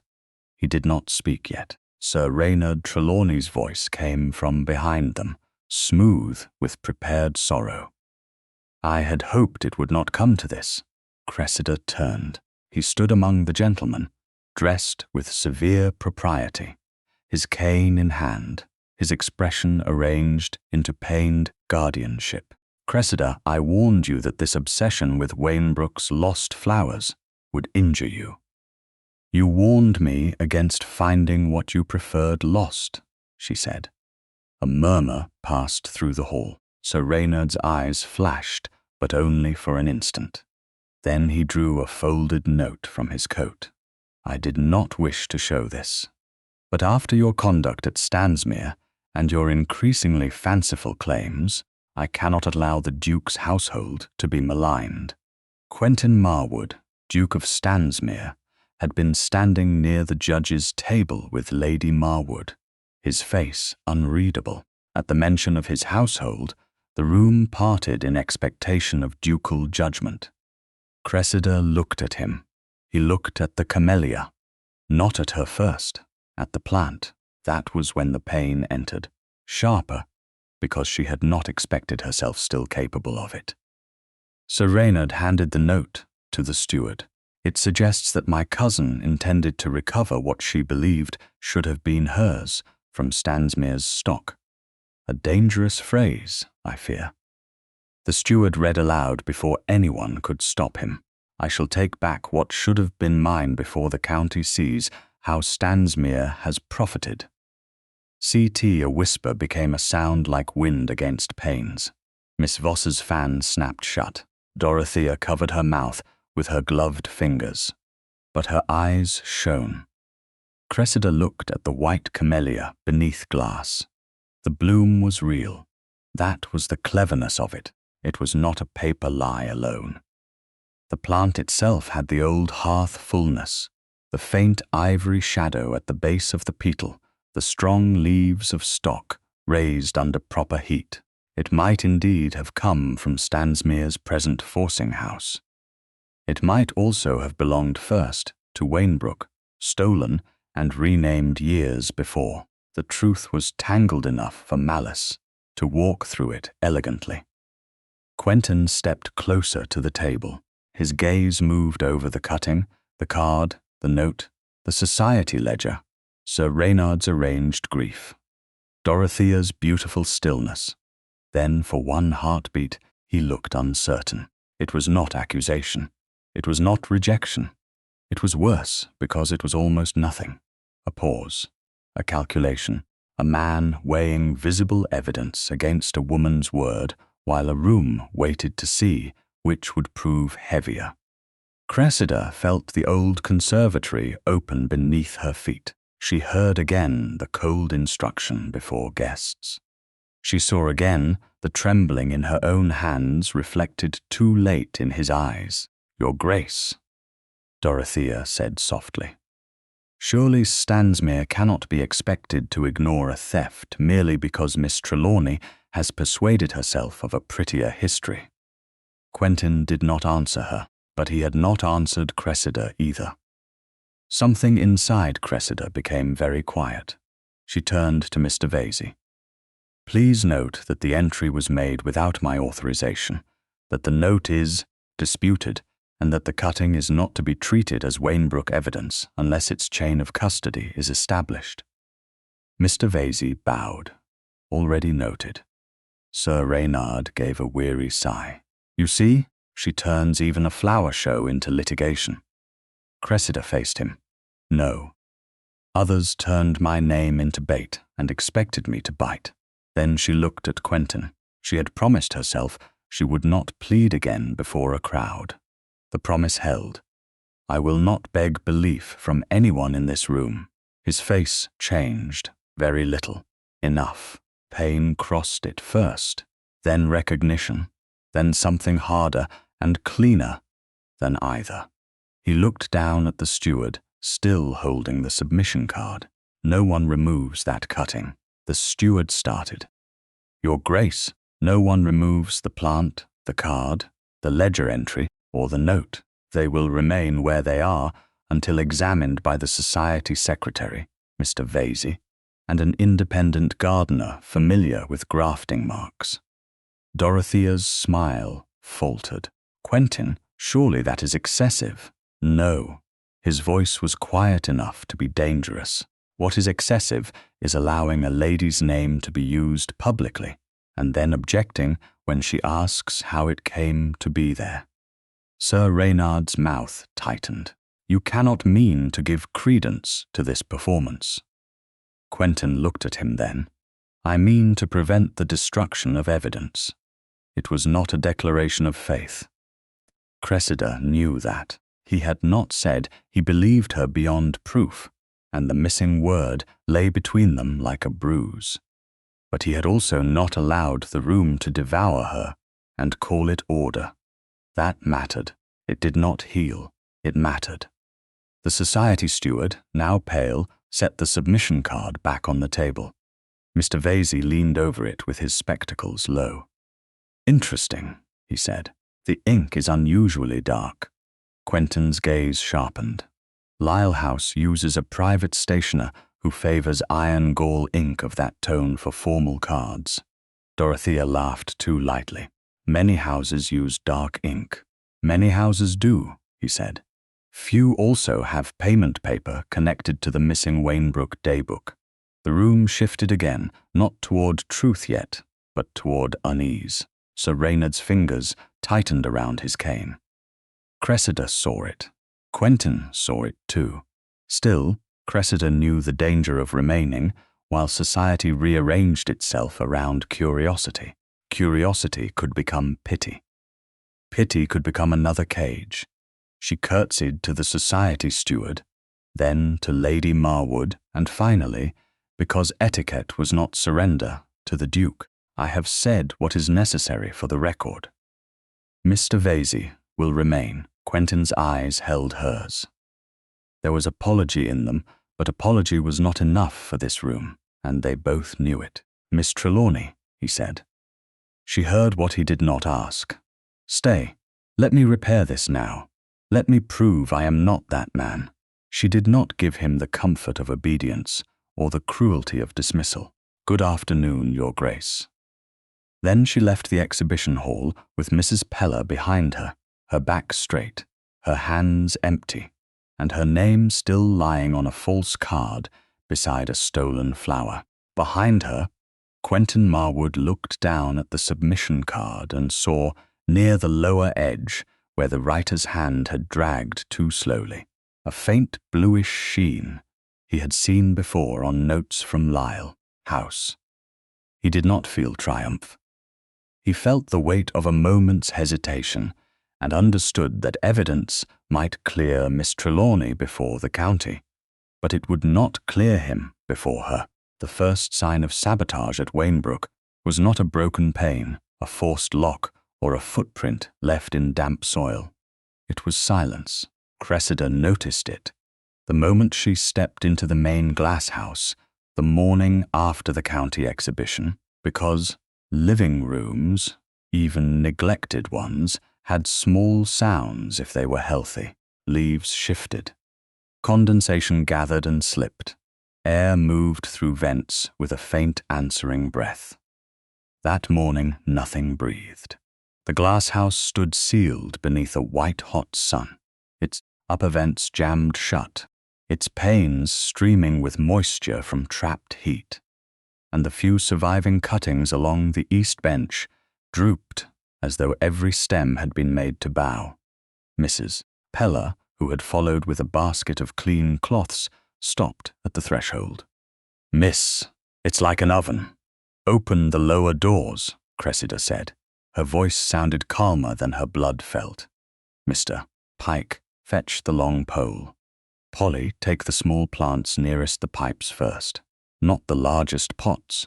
The smallest will die first." The old gardener, Mr. Pike, had once doubted whether a lady could tell a dead cutting from a resting one. He no longer doubted. He moved before she finished speaking. Polly, the young nursery yard maid who had been helping with the Wainbrook benches since Cressida, found her patient and quick-eyed, gathered the smallest pots in her apron with a care that made Cressida remember herself at 11, holding Mrs. Hearth's cutting glass as if a root could hear fear. The heat pressed against Cressida's face. Her gloves dampened almost at once. She crossed to the first jammed vent and saw the small wedge of dark wood driven beneath the latch. Not neglect, not accident. Someone had sealed the heat in deliberately. She took up the iron hook and worked at it, but the angle was wrong and the upper catch had swollen. "Do not force it, miss," Mr. Pike said. "The pane will crack. Then we shall persuade it." She climbed the low glasshouse steps and reached up again. The air above her shimmered. Her lungs pulled in damp heat. For one brief moment, black specks moved at the edges of her sight. Not from illness, only from exertion and anger kept too still. She lowered her arm, breathed once, and began again. A shadow crossed the open doorway. Miss Trelawney.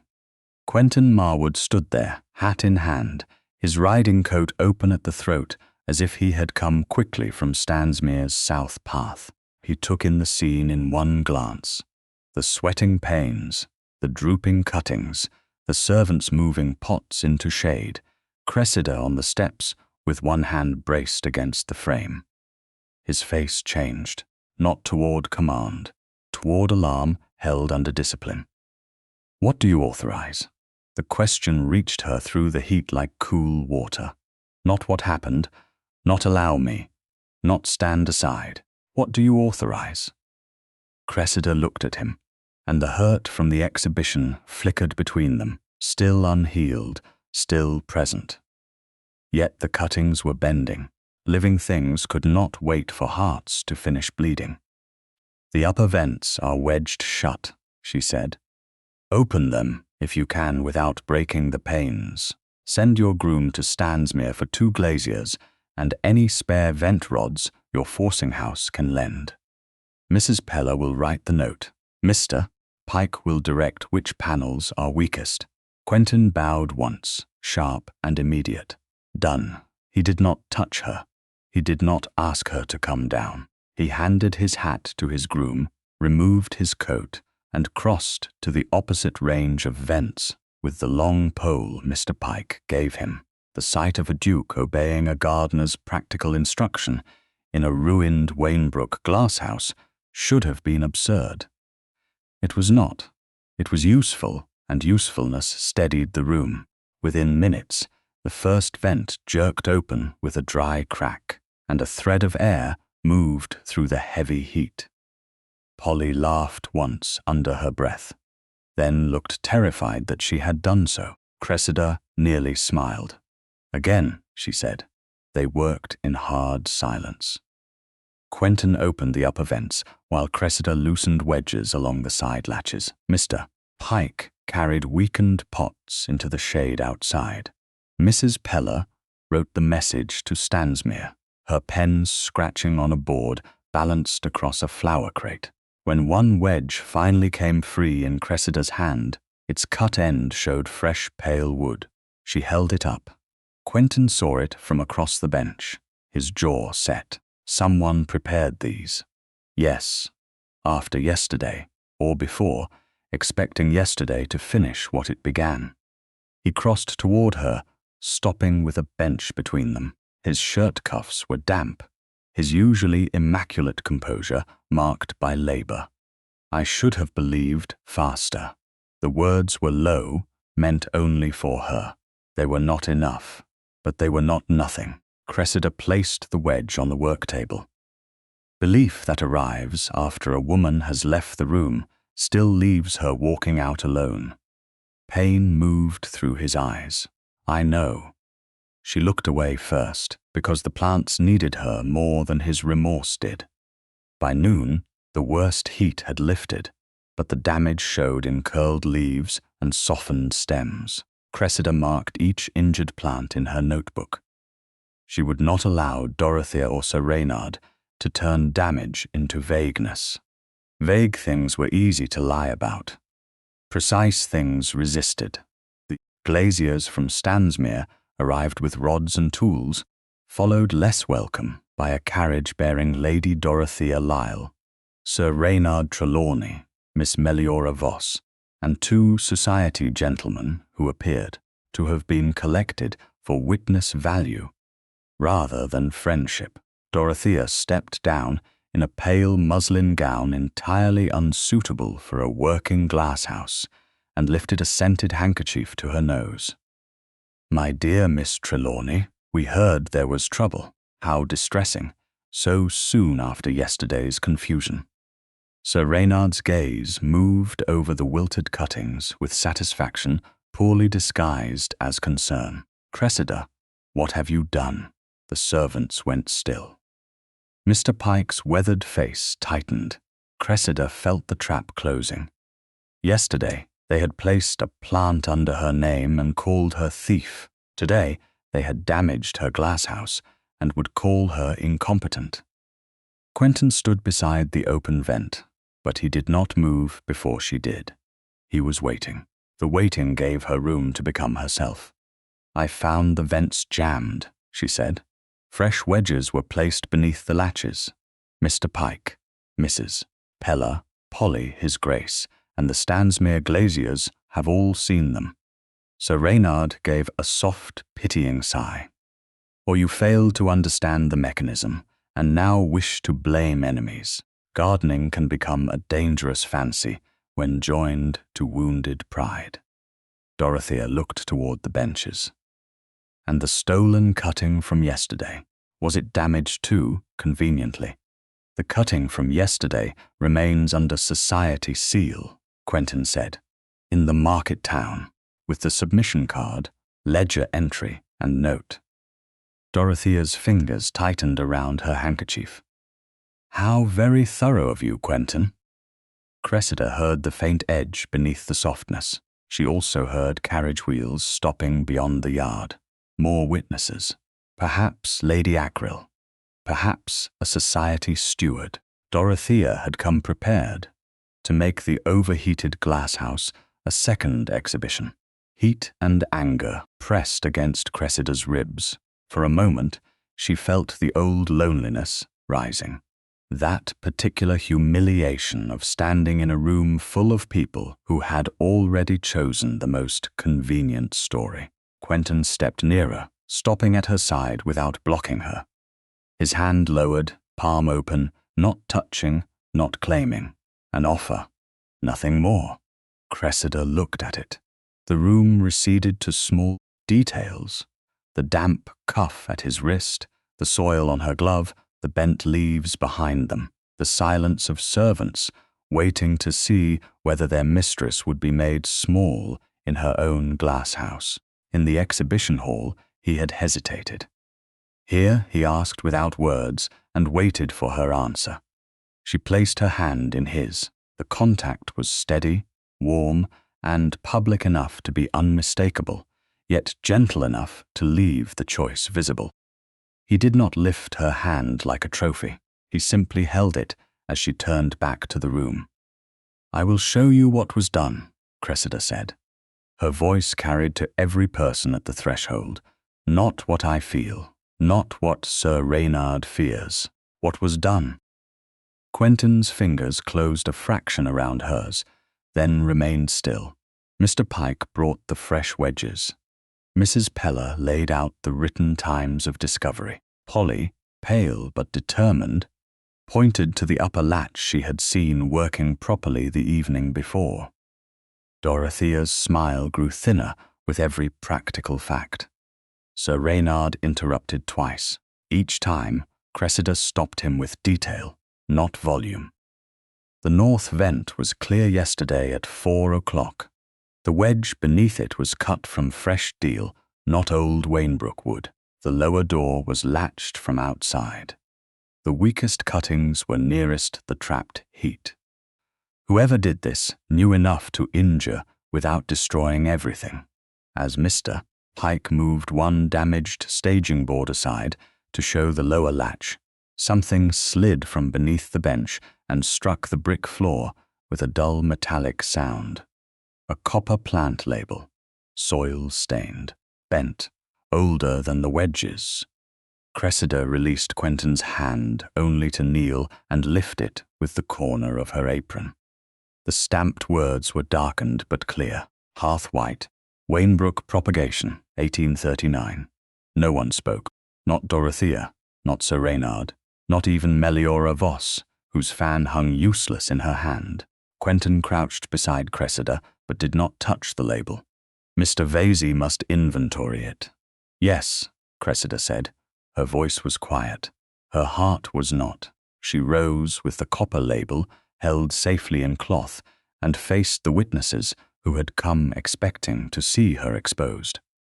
This glass house was not ruined because I imagined a history, she said. It was ruined because someone else knew there was one. Quentin stood beside her, close enough that the room could not pretend she stood alone, but not so close that her voice became his. The first breeze, through the opened vents, moved over the damaged cuttings. It was faint. It was real. Cressida looked at the copper label in her hand and understood that the missing daybook was no longer the only proof that Wainbrook had once grown what Stansmere now claimed. The roots had begun to show. Polly waited until the witnesses had gone before she told Cressida about the japanned plant box. By then, the sun had lowered behind Wainbrook's orchard wall. The damaged cuttings had been moved to cool her shade, and Mr. Vesey had arrived from Canterbury to inventory the newly recovered copper label with the care of a man who understood that truth, once found, must be protected from both thieves and fools. The label lay on the estate office table, soil still caught in the stamped grooves. Hearth white. Wainbrook Propagation, 1839. Mr. Vesey had wrapped it, sealed it, and written its discovery beside the names of every person present in the overheated glasshouse. Quentin Marwood had signed as witness, not as owner, not as rescuer, and not as the man whose title could make evidence seem more important than it was. Cressida had noticed that restraint. She had also noticed that when he returned the pen, he did not look at her as if a signature should purchase forgiveness. That mattered. It did not erase the exhibition hall. Nothing erased a room where one had stood alone while belief hesitated. Polly lingered near the door after Mr. Vesey closed his tin dispatch box, twisting the edge of her apron until Cressida turned. The girl was young, 17 perhaps, with quick brown eyes and the wary posture of someone accustomed to hearing important matters through walls and being punished for knowing them. Polly, Cressida said gently, "You have something to say." Polly looked at Mr. Vesey, then at the closed drawer where the silver grafting knife remained locked under inventory. "I don't know if it's something, miss. Say it as you saw it. We will decide afterward what it means." The girl swallowed. "Before you came to Wainbrook, when old Mr. Hodge still kept a man here twice a week to see the roof didn't fall in, a nursery wagon came by the south yard.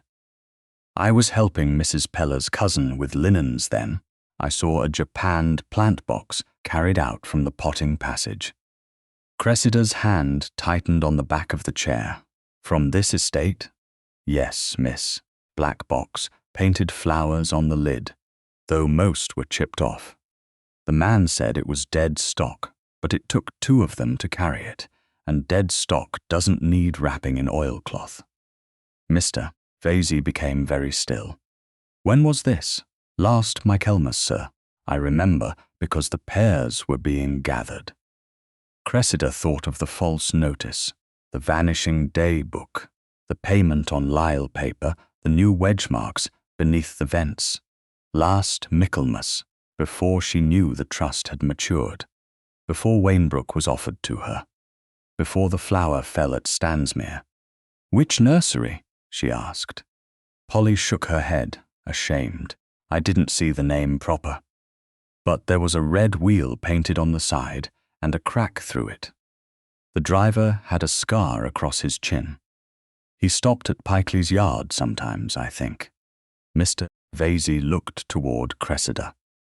"There is a commercial nursery yard on the Canterbury Road with a red wheel sign. They trade in estate clearances." Cressida felt grief rise, cold and disciplined. Her inheritance had not merely been hidden from her. It had been dismantled by people who knew she would one day ask questions and preferred the answers sold before she arrived. "We go in the morning," she said. Mr. Vesey opened his mouth, perhaps to advise caution. Then he closed it. He had seen enough to know caution could become another locked door. "With witnesses," he said. "With you," Cressida replied. "And Mrs. Peller. Polly too, if she is willing and if it won't cost her position." Polly straightened before fear could overtake her. "I'm willing, miss." From the corridor beyond the half-open door came the sound of a footstep. Quentin had not left after signing the inventory.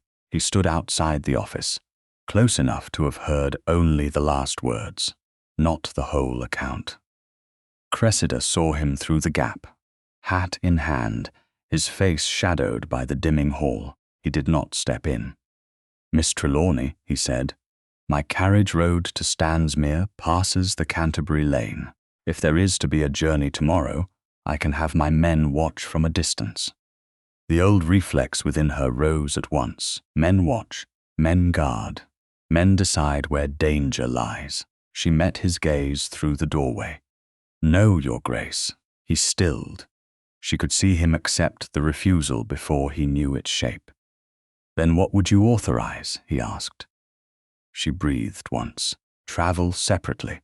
If we require assistance, Mr. Vesey will send word. Do not enter the yard before I do. Do not question anyone before I have heard what they say." His eyes held hers, grave and tired. Understood, that was all. No protest, no wounded pride, no rescue dressed as reason. The next morning, Cressida rode in Mr. Vesey's hired carriage with Mrs. Peller beside her and Polly opposite, the girl's hands folded so tightly that her knuckles showed pale through her gloves. The road toward Canterbury ran between hedges, bright with spring growth and fields newly turned, but Cressida saw little of it. She carried no cracked cutting glass, no silver knife, no copper label. Those remained locked and recorded at Wainbrook. She carried only her notebook, Mr. Vesey's authority as solicitor, and the sharp ache of knowing that pieces of Mrs. Harth's life might have been wrapped around cheap roots and carted from yard to yard. Behind them, far enough to be proper and near enough to be deliberate, rode the Duke of Stansmere with one groom. He had kept his word. He did not overtake them. The nursery yard proved smaller than Cressida expected, and meaner. Low sheds leaned around a packed earth court. Rows of pots stood beneath patched sacking. A painted red wheel hung above the gate, split by an old crack through its center. Polly drew a breath. That's it. Mr. Vesey helped the ladies descend. The proprietor, a square man with a weathered face and a wary eye, came out wiping his hands on his apron. The scar across his chin paled when he recognized Polly. "We're not open for browsing, mister." Vesey handed him a card. "We are not browsing. I inquire on behalf of Miss Cressida Trelawney, owner of Wainbrook Hall, regarding a japanned plant box removed from that estate last Michaelmas and any books, labels, or papers sold with it." The man's gaze flicked past them to the road where Quentin had halted beneath an elm without dismounting. Recognition of rank struck him visibly, but the Duke made no move. Cressida saw the proprietor calculate and decided to speak before fear wrote the answer. "Look at me, Mr. Nash. His Grace is not asking. I am the man's mouth worked. We took what we were told was dead stock. By whom? Sir Reynard Trelawney's man said he acted for the family. Wainbrook was not his to strip," Cressida said. The words were quiet enough to make him listen harder. "Where is the box?" Mr. Nash glanced toward a side shed. "Gone. Sold in lots." The box was broken. Polly made a small sound. Cressida did not move. "Papers? Old rubbish. Wrapping." Mr. Vesey stepped forward. "Produce it." The yardman hesitated too long. Then he led them into the shed. It smelled of damp straw, roots, and mildew. On a shelf beside twine and cracked saucers lay a stack of torn paper used for wrapping bare root cuttings. "Mr.?" Vesey lifted the top sheet and froze. Cressida saw the handwriting before she knew she had reached for the shelf. Mrs. Harth's hand. Firm, slanted, practical. March 1839. Hearth white. Second graft successful. Root visible through clear glass after 21 days. Do not transfer to Stansmere until parentage is recorded. The shed blurred at the edges. Cressida placed one hand on the rough table and made herself remain upright. Not because she felt weak, because grief had weight, and for a moment it stood on her chest. They wrapped cheap cuttings in her daybook. Polly whispered. Mr. Nash shifted miserably. "I didn't know it was valuable." "That is often how theft is excused by the people who profit last," Cressida said. She picked up another fragment with the corner of her glove. It bore a date older than Stansmere's claim, and half a sentence about 3 Wainbrook pots transferred under protest. Mr. Vesey began gathering each scrap between clean sheets from his folio. "All of this is now evidence." Cressida turned to the proprietor. "The nursery account for the lot. Bring it." This time he obeyed quickly. The ledger was stained, but the entry remained legible. Wainbrook dead stock and papers received by authority of Sir Reynard Trelawney, agent for Wainbrook stock. Cressida stared at the signature until the ink seemed to darken. Agent for Wainbrook stock. He had named himself master over what was not his, then called her fanciful for noticing the theft. Outside, a horse shifted. Quentin had not entered.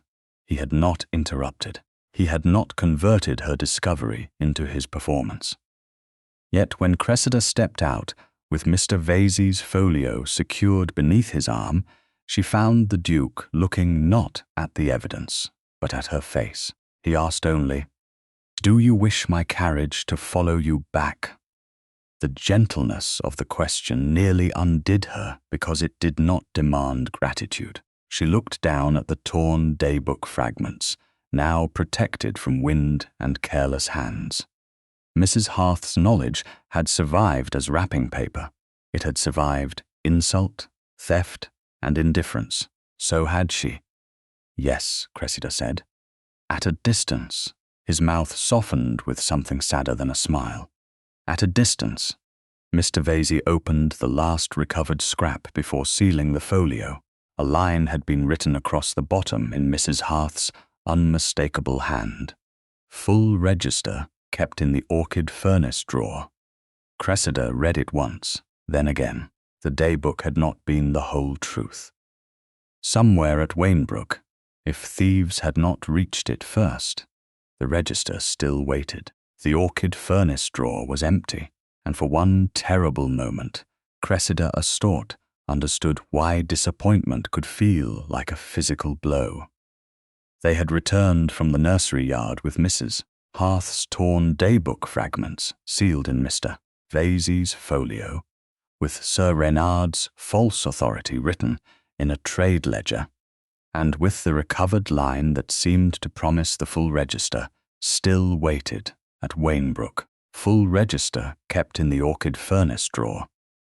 The words had carried her through the carriage ride back, through Polly's trembling relief, through the careful inventory in the estate office, through the strange ache of watching the Duke of Stansmere keep his distance exactly as she had required now. In the half-restored glasshouse, with afternoon light slanting across empty benches and the damaged cuttings still recovering from the sabotage, the drawer showed only a clean rectangle in the dust where something had once lain. Mr.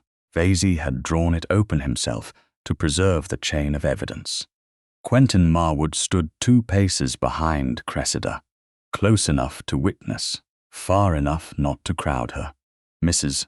Peller waited at the door with Polly, both silent. The drawer smelled faintly of cold ash, damp brick, and old disappointment. "It was here," Cressida said. Her voice sounded detached, as if spoken by a woman more composed than she felt. Or something was. Mr. Vesey leaned closer without touching the bare wood. The dust line suggests a book or packet of similar size remained undisturbed for some time and was removed recently. Recently, Cressida repeated. The word did not rage. It cut. If they had come yesterday, perhaps. If she had remembered faster. If she had not stood in drawing rooms defending the obvious to people who found falsehood more elegant. Quentin's hand moved at his side, then stilled. He did not reach for her. He had learned enough not to comfort before being invited. "Miss Trelawney," he said quietly, "I am sorry." She turned from the drawer. For yesterday, for the exhibition, for the conservatory at Stansmere. For each time truth was made, to wait while I asked whether it had dressed itself properly enough to be believed. The words landed in the hot, glass-scented air with more weight than apology had any right to carry. Mr. Vesey cleared his throat and took a deliberate step toward the door. "I shall examine the furnace frame and speak with the gardener about any recent disturbance. Mrs. Peller, perhaps you and Polly might assist me in locating a brush and clean wrapping paper." Mrs. Peller understood at once. Polly followed, glancing back only once with anxious loyalty. They did not go far. Their presence remained beyond the open door, a soft safeguard of propriety and sense. Cressida stood beside the empty drawer, her hands folded so tightly that the seams of her gloves pressed into her skin. The cracked cutting glass lay wrapped on the work table nearby, where she had placed it after returning from the nursery yard. The silver grafting knife remained locked in the estate office drawer. The copper labels and daybook fragments were under Mr. Vesey's seal. Nothing else had been lost today except hope, and hope, she was discovering, could be stolen without leaving inventory. "You should not apologize for the theft of a register you did not take," she said. "No." Quentin's voice was low. "I should apologize for making it easier for those who did." She looked at him then. He had removed his hat when he entered the glasshouse, and the light caught the tired severity of his face. There was no ducal polish in him now, or not enough to hide the man beneath it. "Explain that," she said. "Do not make it handsome. Make it true." He took the correction as if she had placed a blade against pride and asked him not to bleed theatrically. "At Stansmere, when you corrected the label, I made the room believe your knowledge was presumption. At the exhibition, when the false cutting appeared under your name, I paused. I preserved the evidence. Yes, but I paused where belief should have stood. That pause gave Sir Reynard and Lady Dorothea the only thing they needed: room." Cressida's breath caught despite herself. He had found the exact word. Room. The room at Stansmere, the room at the exhibition, the rooms of her life, arranged so others could stand in the center and call her intrusion. "I was taught to distrust performance," he continued. "That is true. But I made my own wound into a rule for judging yours. That was not caution. It was arrogance wearing mourning. She looked away because the honesty hurt. It would have been easier if he had excused himself badly. It would have left her anger clean. "You said you were beginning to understand," she said. "I am." Too slowly. Slowly can still wound. "I know, do you?" Her voice did not rise, but it shook once. She hated that. At the exhibition, when you looked at the plant before you looked at me, I felt the whole room choose the easier story. Again. Quentin closed his eyes briefly. When he opened them, remorse had not softened him. It had steadied him into something more useful. "I cannot ask you to forget that. No, I cannot ask you to trust me, because I now dislike the man I was in that moment. No. I will prove the truth before the county whether or not you forgive me. I will say publicly that I was wrong whether or not you ever allow me to call here again. I will not make your vindication into a petition for my reward." The glasshouse seemed to grow very quiet around them. Outside, Mr. Vesey spoke in low tones to Mrs. Peller, giving them both distance and witness. Cressida looked down at her gloved hands. They were not trembling now. That almost frightened her more. "I had begun," she said, then stopped. Quentin did not move. He did not fill the silence. He waited as if her unfinished sentence belonged to her alone. Cressida drew a breath. "I had begun to hope you saw me, not as Sir Reynard's dependent, not as an awkward woman who knew too much, not as a correction to be endured. I had begun to think that when you asked what I authorized, you meant it. I did mean it. Meaning it once is not the same as living by it. No." She looked at him. "If I let myself care for a man who believes only after evidence has become convenient, I will have made a home out of the same room I left." The words changed his face. Not dramatically. Quentin Marwood was too controlled for collapse, but something in him gave way, and the man left standing seemed less defended. "Then do not let yourself care for that man," he said. "Make him become someone else first, or refuse him altogether if he fails." Cressida almost laughed, but it would have broken into something too close to tears. "You speak as if reform were a matter of estate improvement. It may be harder. Houses do not remember insults." "Some do," she said, glancing around the stripped benches. His gaze followed hers. The damaged cuttings, the empty places, the clean mark where the register had been removed, the cracked cutting glass on the table, all of it witnessed them. "Then let this house remember the repair too," he said. "Not because repair erases harm, because harm should not be the last thing built here." The sentence reached her where gentler words would not have done. She stood for a long moment, resisting the dangerous kindness of being understood after so long being managed. Then she stepped toward him. Only one step. He did not meet it. He let it belong to her. Another step, and she was close enough to see the faint mark of ink on his cuff from the exhibition card, still not fully washed away. He had carried that stain longer than vanity would permit. "Do not touch me because I am sad," she said. "I won't. Do not hold me as if I have forgiven everything. I won't, and do not mistake this for surrender." His voice altered then, roughening at the edges. "Never." Cressida lifted her hands and placed them against the front of his waistcoat, not in weakness, but in decision. He went utterly still. Only when she leaned forward did his arms rise, slow enough for refusal, careful enough for trust. She allowed the embrace, more than allowed, chose it. His hold was warm and contained, one hand between her shoulder blades, the other resting lightly enough that she could step away without resistance. She did not weep. She breathed. For the first time since the camellia fell beneath Stansmere's glass, Cressida let someone stand near the wound without making himself its master. Quentin released her first. He did it before propriety demanded, before comfort became claim.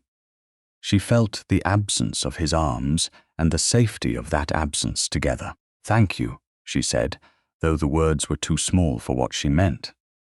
"I'm still sorry," he answered. "Good," she said, and a faint, tired curve touched her mouth. "Remain so. It may make you useful." Something like a smile moved through his eyes, brief and unguarded. Then Mr. Vesey reappeared at the doorway, with dust on one sleeve and concern in his face. "Miss Trelawney, the furnace drawer has not merely been emptied." The lock plate was removed and replaced. Whoever took the register knew precisely where to look.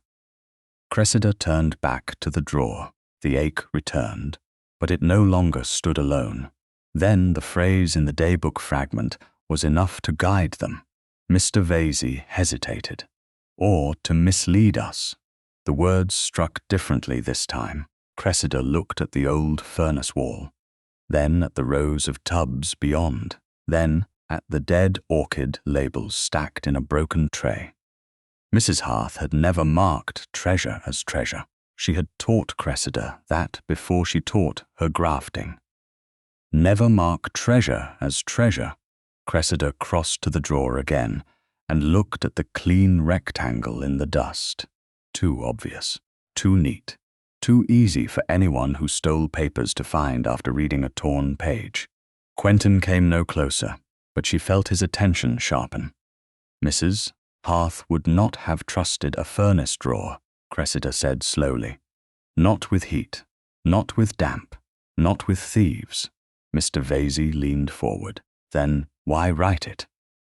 Cressida touched the edge of the drawer, and, for the first time that day, hope returned without asking permission. Because she wanted thieves to think she had. Cressida found the register because Mrs. Harth had taught her that thieves were vain. They liked locks, labels, drawers, and hiding places that honored their own cleverness. Mrs. Harth had preferred a place no thief would admire.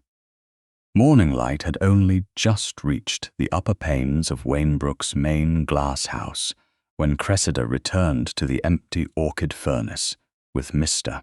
Vesey, Mrs. Peller, Polly, and Quentin Marwood standing at measured distances around the workroom. The drawer remained open, its clean rectangle in the dust, accusing whoever had searched it before them. Mr. Vesey had sealed the lock plate as disturbed evidence. The daybook fragments lay in his folio. The copper labels were already locked in his dispatch box. The silver grafting knife remained in the estate office drawer. The cracked cutting glass rested on the work table beneath clean linen, not forgotten, not displayed. Nothing had shifted without a witness. That steadiness mattered, because Cressida could feel a new kind of urgency in the room. It was not panic. It was the dangerous closeness of truth. Mrs. Harth wrote orchid furnace drawer because she wanted the wrong person to look there, Cressida said. But she would never have placed a full register near damp brick and heat. She would have chosen something dull, heavy, and difficult to remove without help. Polly looked around the glasshouse. "A coal bin, miss. Too dirty for paper." Cressida turned slowly, letting the room answer. The old staging, the broken pots, the tubs of dead citrus brought in from the outer range. Labels hung from several in faded ink. Spent stock, dead orange, cracked tub, no value, no value. Her breath caught. Mrs. Harth had loved that phrase when used by foolish men. Cressida crossed to the largest orange tree tub set beneath the north wall, where a skeletal trunk rose from dry soil. Around its base, the wooden sides had warped and darkened, but one panel was cleaner than the rest where old hands had rubbed it over years. A paper label dangled from wire. Dead stock. Quentin saw her focus but did not come forward. "May I send for Mr. Pike?" he asked. "Yes," Cressida said, "and ask him to bring a pry bar." but he is not to open anything until Mr. Vesey is ready. Of course. He turned at once, and the obedience in him no longer startled her. It had not become familiar, but it had become possible. Mr. Pike arrived with 2 gardeners and a cautious expression. That tub's too heavy to move whole, miss. Then we shall not move it whole. Cressida knelt beside the tub, heedless of the dust on her skirt. Quentin took 1 step as if to help her rise, remembered himself, and stopped. She noticed. Mr. Vesey opened his notebook. We are examining the hollow base of an old orange tree tub marked dead stock, north wall of main Wainbrook glasshouse. Present are Miss Trelawney, His Grace the Duke of Stansmere, Mrs. Pella Polly Lane, Mr. Pike, 2 gardeners, and myself. Polly Lane, Cressida asked softly, glancing at the girl. Polly flushed. Yes, miss. It was the first time Cressida had heard her surname. The detail anchored her. Strangely, every witness had a name. Every small truth deserved one. Mr. Pike eased the pry-bar beneath the cleaner panel. The old wood groaned. Dust fell in a pale line. The panel came free, not with splintering violence, but with the tired sigh of something that had waited too long. Inside the hollow base lay a packet wrapped in oilcloth and tied with blackened twine. No one breathed. Cressida did not reach first. She looked at Mr. Vesey. He unfolded clean paper on the bench and nodded. Now, Miss Trelawney. She lifted the packet with both hands. It was heavier than she expected. Not large, but dense, as if years themselves had been pressed between covers. The oilcloth was dry. Mrs. Harth had known her house. Cressida untied the twine. A leather-bound register emerged, brown with age, its corners worn, its front marked not with gold but with a small plain stamp. Wainbrook glasshouses, Mr. Vesey removed his spectacles, wiped them, and put them back on with unusual care. We have it. Cressida opened the first page. The handwriting was Mrs. Harth's, firm and practical. Parent plants, propagations, transfers, sales, heating costs, payments received, notes on weather, notes on men who lied about weather because they had forgotten women kept accounts. A laugh almost escaped Cressida, but it lodged in her throat. She turned pages until she found 1839. Hearth white. Parent plant retained Wainbrook. 3 young plants transferred under protest for temporary forcing at Stansmere. Parentage to remain Wainbrook until full settlement of terms. No sale authorized to Sir Reynard Trelawney or his agents. Beneath it was a later note, written in darker ink. Sir Reynard presses again. Lady Lisle has asked through her mother whether the white line might be purchased quietly. Refused. Cressida closed her eyes for 1 heartbeat, not from weakness, from gratitude so sharp it hurt. Mrs. Harth had not merely grown flowers. She had expected theft and written against it. Quentin spoke quietly from across the bench. Cressida. It was the first time he had used her Christian name without crisis forcing it, and he seemed to realize it as soon as it left him. Forgive me, Miss Trelawney. She looked up. His face had lost color. He had read enough over her shoulder to understand what Stansmere had housed, admired, and perhaps displayed without lawful honesty. Your house benefited, she said. The sentence was not accusation alone, it was fact. He bowed his head. Yes, you did not know. No, he lifted his eyes. But I inherited the benefit of not knowing, and that is not innocence enough. The room heard him.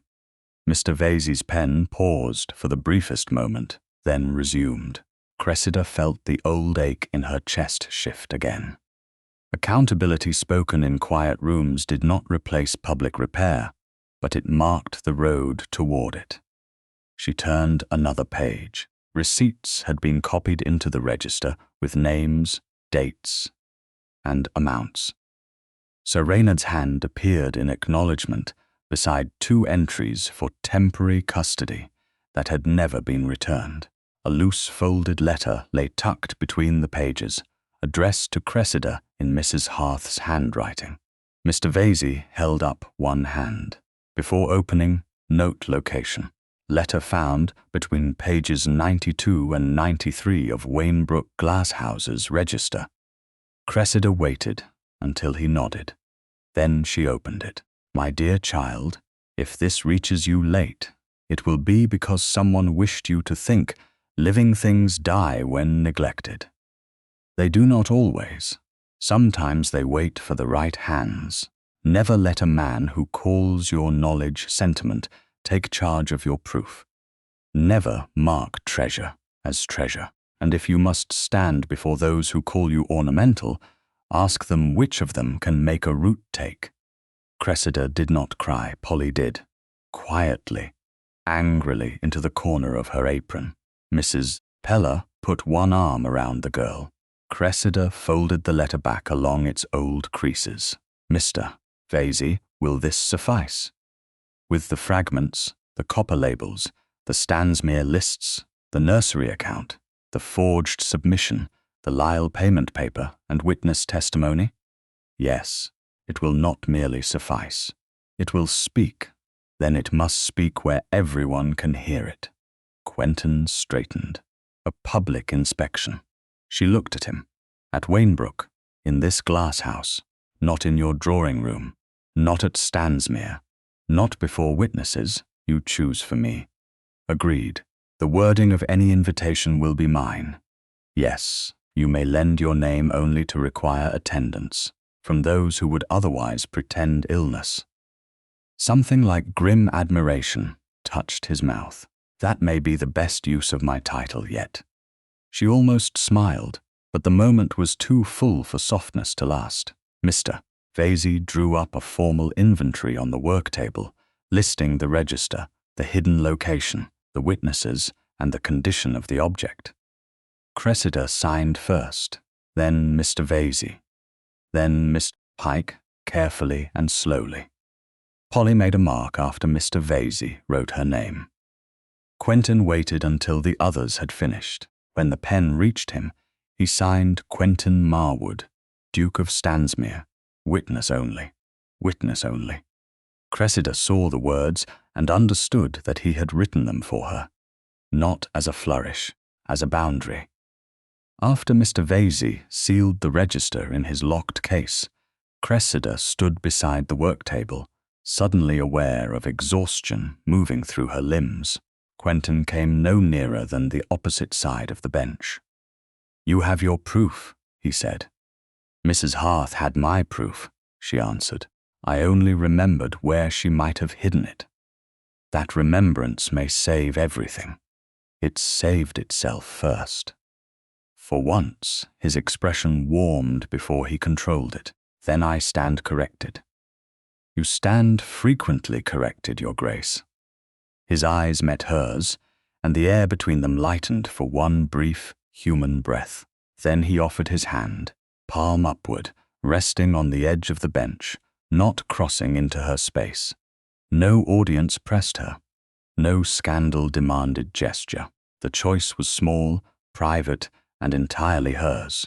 Cressida placed her gloved fingers over his for a single second. Not surrender, not forgiveness completed. Acknowledgement. His hand closed gently, then released as soon as she moved away to sign the invitation draft Mr. Vesey placed before her. By sunset, the notices were written. Lady Dorothea Lyle, Sir Reynard Trelawney, Miss Meliora Voss, the County Horticultural Society officers, Lady Acrill, the Society steward, Mr. Nash from the nursery yard, Stansmere's gardener, Wainbrook's servants, and every person who had stood close enough to enjoy Cressida's humiliation would be asked to attend. Asked was too delicate a word. Summoned by courtesy, trapped by rank, and bound by curiosity came nearer the truth. As Mr. Vesey locked the register case for transport to Canterbury overnight, Cressida looked once more at the old orange tree tub labelled Dead Stock. It had held the living record no one thought to value. The thought steadied her.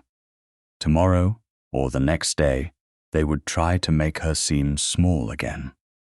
This time, she would not carry a flower into the room. She would carry the root. By noon, Wainbrook's repaired main glasshouse held more witnesses than flowers, which suited Cressida perfectly. Flowers had been asked to prove too much already. The county came because curiosity was stronger than courtesy, and because the Duke of Stansmere's name upon the notice made absence difficult to explain.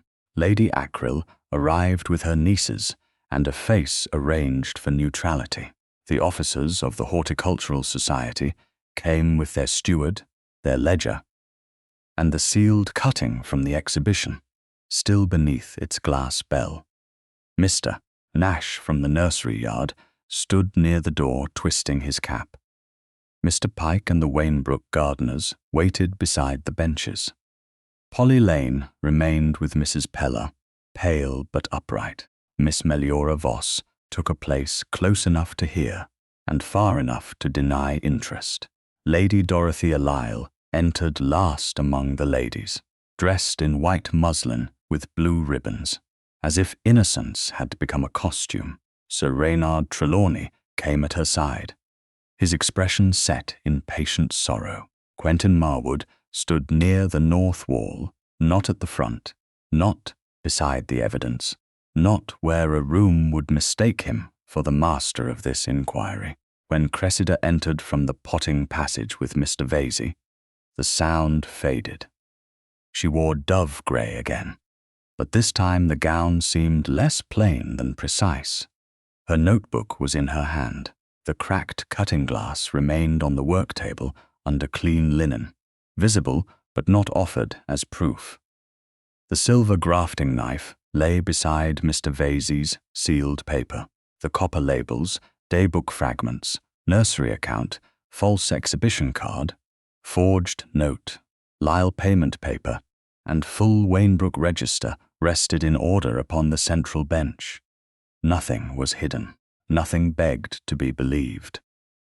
"Ladies and gentlemen," Mr. Vesey said, "we are gathered by Miss Trelawney's invitation to examine the origin and unauthorized removal of certain Wainbrook camellia, stock, and the public use of Miss Trelawney's name in connection with a false exhibition entry." Dorothea gave a delicate sigh. Surely this needn't sound so grave. We all know Miss Trelawney has been distressed by change. Cressida looked at her. "I have been distressed by theft." The words struck the glass house with more force than any raised voice could have done. Sir Reynard tapped his cane once. "Cressida, I urge you to consider how this appears. A young woman newly in possession of a decayed property, surrounded by fragments and old gardening papers, accusing established families because she cannot bear disappointment. Then let us begin with what can bear examination," Cressida said. She nodded to Mr. Vesey. He lifted the first copper label, still soil-stained, its stamped words clear. "Recovered from beneath Wainbrook staging in the presence of Miss Trelawney, His Grace, Mr. Pike, Mrs. Peller, Polly Lane, Sir Reynard Trelawney, Lady Dorothea Lyle, Miss Voss, and others. Hearth White, Wainbrook Propagation, 1839. The society steward leaned forward. His face changed. Cressida then placed the silver grafting knife upon a clean cloth. "Mrs. Hearth's knife," she said, "found behind a loose tile in the Wainbrook potting room. Engraved E.H. Stansmere's gardener has examined the cut scar upon the white camellia now under society seal." The Stansmere gardener, a weathered man with careful hands, stepped forward. He bowed to Quentin, then to Cressida. "The old graft mark on the exhibition cutting matches the angle and width of a knife such as this. More importantly, it matches older Wainbrook technique described in Mrs. Hearth's notes. Stansmere's younger men don't cut that way." A murmur passed through the room. Dorothea's smile stiffened. A gardener's opinion, however charming, is not ownership. No, Cressida said. Ownership is in the register. Mr. Vesey opened the leather-bound volume recovered from the hollow orange tree tub. He read the entry for 1839 aloud. Parent plant retained Wainbrook. 3 young plants transferred under protest for temporary forcing at Stansmere. Parentage to remain Wainbrook until settlement of terms. No sale authorized to Sir Reynard Trelawney or his agents. Sir Reynard's face lost a degree of colour, but he gave a laugh. A dead woman's irritation. Elowen Hearth was notoriously possessive of her plants. Mr. Vesey turned another page. Receipts acknowledged by Sir Reynard Trelawney for temporary custody. Later nursery account naming Sir Reynard as agent for Wainbrook stock. He placed the nursery ledger copy beside the register. Mr. Nash swallowed audibly. That's my entry. I took the box from a man acting for Sir Reynard. I was told it was dead stock and rubbish papers. Polly stepped forward then, voice trembling but clear. I saw the japanned plant box taken from Wainbrook. It was wrapped too careful for rubbish. Cressida turned to her. Thank you, Miss Lane. Polly's eyes filled, but she did not look down. Lady Dorothea snapped her fan open. Even if Sir Reynard mishandled some estate matter, that doesn't explain why Miss Trelawney's name appeared on a stolen cutting at the exhibition. No, Quentin said from the north wall. His first word drew every eye, but he did not move toward the centre. That is explained by the submission card. Mr. Vesey laid out the card. Delivered without Miss Trelawney's authorization. Ink and paper examined against Lisle House stationery samples voluntarily provided through Lady Marwood's household correspondence. Dorothea's head turned sharply toward Quentin. You had no right. I did not take them from your house, Quentin said. You wrote to my aunt often enough to leave comparison in hers. A few ladies lowered their eyes. Mr. Vesey placed the Lisle payment paper beside the card. The same paper type appears in the payment used to remove the advertised Wainbrook daybook before Miss Trelawney's solicitor could purchase or inspect it. Dorothea's composure cracked at the edges. This is absurd. I merely encouraged a lonely woman to be noticed. If servants and agents made errors, why am I to be blamed? Because Miss Trelawney has turned flowers into warfare. Cressida lifted the forged note from the exhibition. This sentence claimed I would take back what should have been mine before the county saw Stansmere had profited. It was meant to make knowledge look like theft. But the register proves Wainbrook's claim existed before I knew the trust was mine, before I bought the house, before I stood in this county as anything more than Sir Reynard's inconvenient dependent. Dorothea's eyes flashed. And yet you stand here now as though an estate makes you equal to everyone in it. No, Cressida said. Truth does that work more reliably. Meliora Voss made a small sound behind her fan. Dorothea rounded on her, then checked herself too late. You were never meant to stand beside a duke, she said. The words fell nakedly into the room. No one rescued them into elegance. Cressida felt the old conservatory night rise and pass through her, but it no longer ruled the air. That, she said softly, was the point after all. Sir Reynard stepped back from Dorothea as if distance could save him. Mr. Vesey gathered the papers with cold precision. Sir Reynard, there is sufficient ground for civil action regarding unauthorized sale, concealment of correspondence, and misrepresentation of estate property. Lady Dorothea, the Society Committee may judge the false entry, but the evidence of your paper and payment will not vanish into etiquette.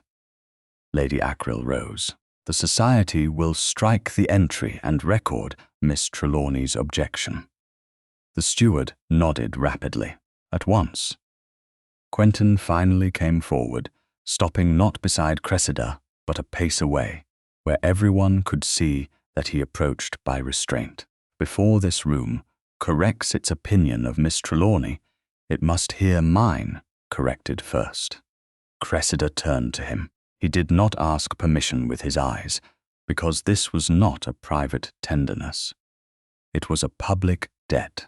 At Stansmere, he said, Miss Trelawney saw an error and protected a bloom my household had displayed under a false history. I answered her knowledge with rank. I told her where to stand, and in doing so I taught others to treat her as small, decorative and dismissible. The first wrong spoken aloud was mine. Silence held. Cressida felt it not as a trap now, but as space cleared by truth. Quentin looked at her, and this time he did not look away. I was wrong before the county knew enough to be wrong with me. I say so before the county now. Sir Reynard left soon after, not with dignity, but with the careful haste of a man counting creditors in his mind. Dorothea remained long enough to discover that no one wished to stand too near her. Meliora slipped out behind Lady Acril. Mr. Vesey sealed the evidence for formal action. Polly cried only after Mrs. Peller told her she had been brave, when the witnesses had thinned and the glasshouse breathed again. Cressida stood in the quieter camellia range where the damaged cuttings had begun, faintly, to lift. Quentin entered no farther than the doorway. "May I speak?" he asked. Yes, he came to the work table, leaving a careful distance between them. The cracked cutting glass lay there, still wrapped in linen, its fracture visible through the cloth. "I love you, Cressida," he said. The words were quiet, stripped of every ornament a lesser man might have used to make them safer. "I loved you first by learning how wrong I was, and then by seeing how much of you had been right all along." Her breath caught. This was not rescue, not gratitude, not a proposal placed over injury like a velvet cloth. It was a man standing where he had failed and refusing to make his love larger than her truth. Cressida touched the edge of the linen around the cracked glass. "I love you, Quentin," she said. His face changed, but he did not move. "But I will never again be loved as an ornament. No," he said, voice roughened, "as my equal, or not at all." She looked at him then, fully, then asked me properly. For the first time that day, something like light reached his eyes. "May I kiss you?" "Yes." He crossed the small space only after the word was given. His hand lifted, paused, and touched her cheek with such care that she could have stepped away from it. She did not. The kiss was gentle, brief, and utterly awake, a promise made without witness and without claim. When he drew back first, Cressida's hand rested against his sleeve because she had placed it there herself. Outside the camellia range, Wainbrook held its repaired silence around them. Inside, the stolen flower had become proof, and the woman once told where to stand had chosen both her place and the man permitted to stand beside her. 6 weeks after the public inspection, the first white camellia opened at Wainbrook in a glass that had once been cracked, before a roomful of people who mistook damage for defeat. Cressida saw it just after dawn, when the repaired panes of the oldest camellia house still held a faint mist, and the new party along the frames smelled of linseed and honest labor. The cutting glass stood on the central bench, no longer hidden in linen. A fine silver brace curved around its fracture, not disguising the break, but making the vessel whole enough to carry water, root, and bloom. Within it, the hearth white had unfolded one perfect flower, pale as candlelight and stronger than its softness allowed strangers to guess. Cressida stood before it, in a plain morning gown, her gloves set aside, her hands resting lightly on the bench. For a long moment, she said nothing. She did not need to. Wainbrook spoke around her now. The upper vents opened and closed smoothly. The heat pipes had been cleaned. The empty benches had been scrubbed, repaired, and marked with proper numbers. Copper labels, newly cut but copied from the old register, stood in orderly rows. Nothing false had been permitted to remain because it looked prettier than truth. Outside, men were mending the last section of the south roof. In the yard, Mr. Pike instructed two younger gardeners with the grave satisfaction of a man who had been given work worth doing. Polly Lane moved between the benches with a tray of small pots, her apron spotless, her chin lifted. She was no longer a girl hovering at doors. Cressida had made her assistant to the glasshouse, with wages entered properly, and training written into the household book. Polly had cried when told, then declared through tears that she did not mean to cry often. Cressida had replied that tears did not make hands less capable. Mr. Vesey had smiled at that, which from him had amounted to applause. The county had corrected itself more slowly. Counties did everything slowly when pride was involved. Yet correction had come. The Horticultural Society struck the false entry from its ledger and entered an apology in Miss Cressida Trelawney's name. Lady Ackrill called again and did not mention miracles. Miss Meliora Voss found her invitations fewer and her remarks less admired. Lady Dorothea Lyle had been removed to Bath under the care of relatives who specialized in making disgrace sound like delicate health.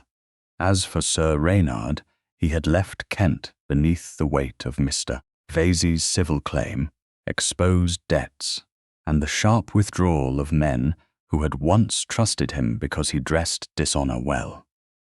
Cressida took no pleasure in imagining his humiliation. She took satisfaction in the fact that he could no longer use protection as another word for ownership. A footstep sounded on the gravel path outside the Camellia house, followed by Mrs. Peller's voice. His Grace the Duke of Stansmere has called, Miss. Lady Marwood is with him. His card is in the tray. Cressida looked at the white bloom, then at her bare hands. She put on her gloves slowly, not because she needed armor, but because proper form mattered when a woman chose it for herself. "Show them to the morning room first," she said, "and ask Lady Marwood whether she would prefer tea there or in the glasshouse." Mrs. Peller's mouth twitched. "Yes, miss." Cressida waited until the footstep faded, then lifted the cracked cutting glass with both hands and set it where the morning light found the silver repair.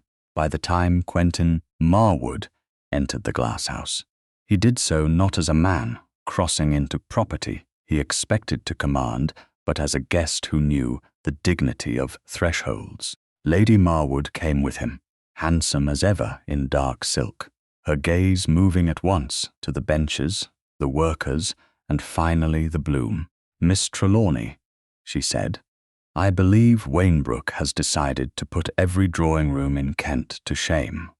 "Wainbrook has decided to breathe," Cressida said. "The shame is optional."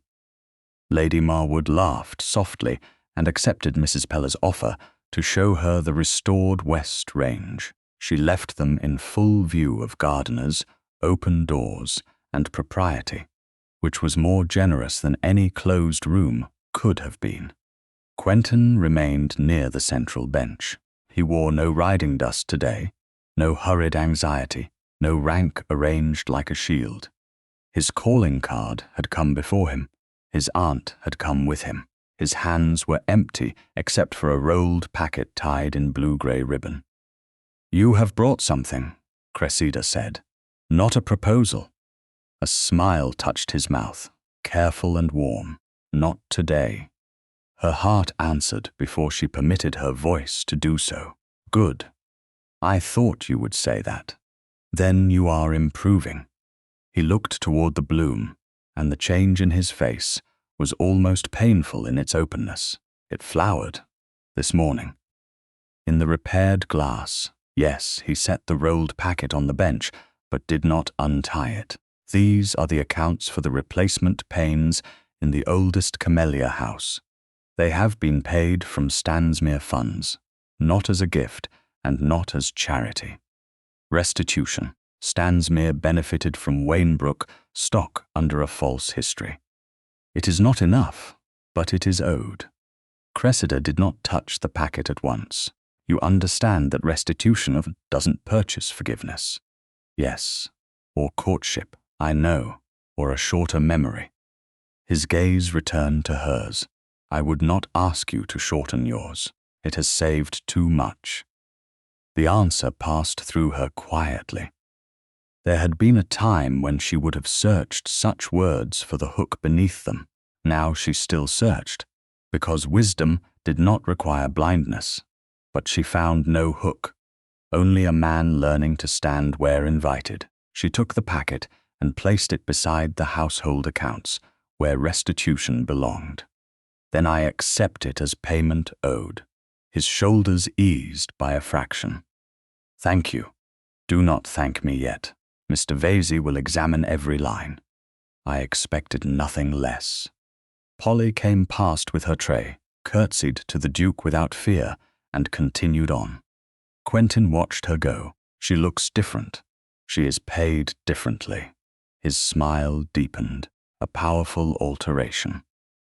One society often underestimates. Lady Marwood's voice drifted from the West Range, praising the newly repaired vents with such theatrical approval that Mr. Pike could be heard clearing his throat in pleasure. Cressida looked back at the camellia. The county will expect me to marry quickly now that it has forgiven itself for doubting me. The county may occupy itself with weather and turnips. And you? His expression sobered. I will occupy myself with asking properly, waiting honestly, and learning every day not to mistake nearness for permission. The words might have sounded rehearsed from another man. From Quentin, they sounded carved out of failure and made plain by use. Cressida turned the cutting glass slightly so the silver brace caught the light. I am willing to be courted. He did not move. For one breath, she saw joy strike him so cleanly that he seemed almost younger. Then he bowed, not as duke to lady, but as man to woman, whose answer mattered. Then I will do my best to deserve the honor. You may begin by walking with me through my glasshouse. Your glasshouse, he said. Always. Cressida offered her hand, not because the path was uneven, not because witnesses watched, because she wished to. Quentin looked at her gloved fingers, then took them with visible care. His hand closed around hers gently, as it had in heat, in doubt, in apology, and now in peace. They walked between the benches while Lady Marwood examined labels. Polly adjusted a young cutting, and Mr. Pike pretended not to see anything except the vents. At the central bench, Cressida paused before the repaired glass and the white flower rising from it. Quentin stood beside her, not behind, not before. I meant what I said, he murmured. So did I. I love you, Cressida. She looked at the bloom, then at him. I love you, Quentin. This time, the words did not arrive amid scandal, proof, or the shaking aftermath of public courage. They settled into the ordinary morning, where love would have to live if it was to be worthy of either of them. He lifted her hand and, after the slightest pause for permission, brushed a restrained kiss over her glove. She let him. Then she turned her hand within his and held on. Around them, Wainbrook breathed through its opened vents. The white camellia bloomed in repaired glass, its fracture silvered, its roots visible, its name restored. And Miss Cressida Trelawney, who had once been told to know her place, stood in the place she had made live. with the man she had chosen beside her.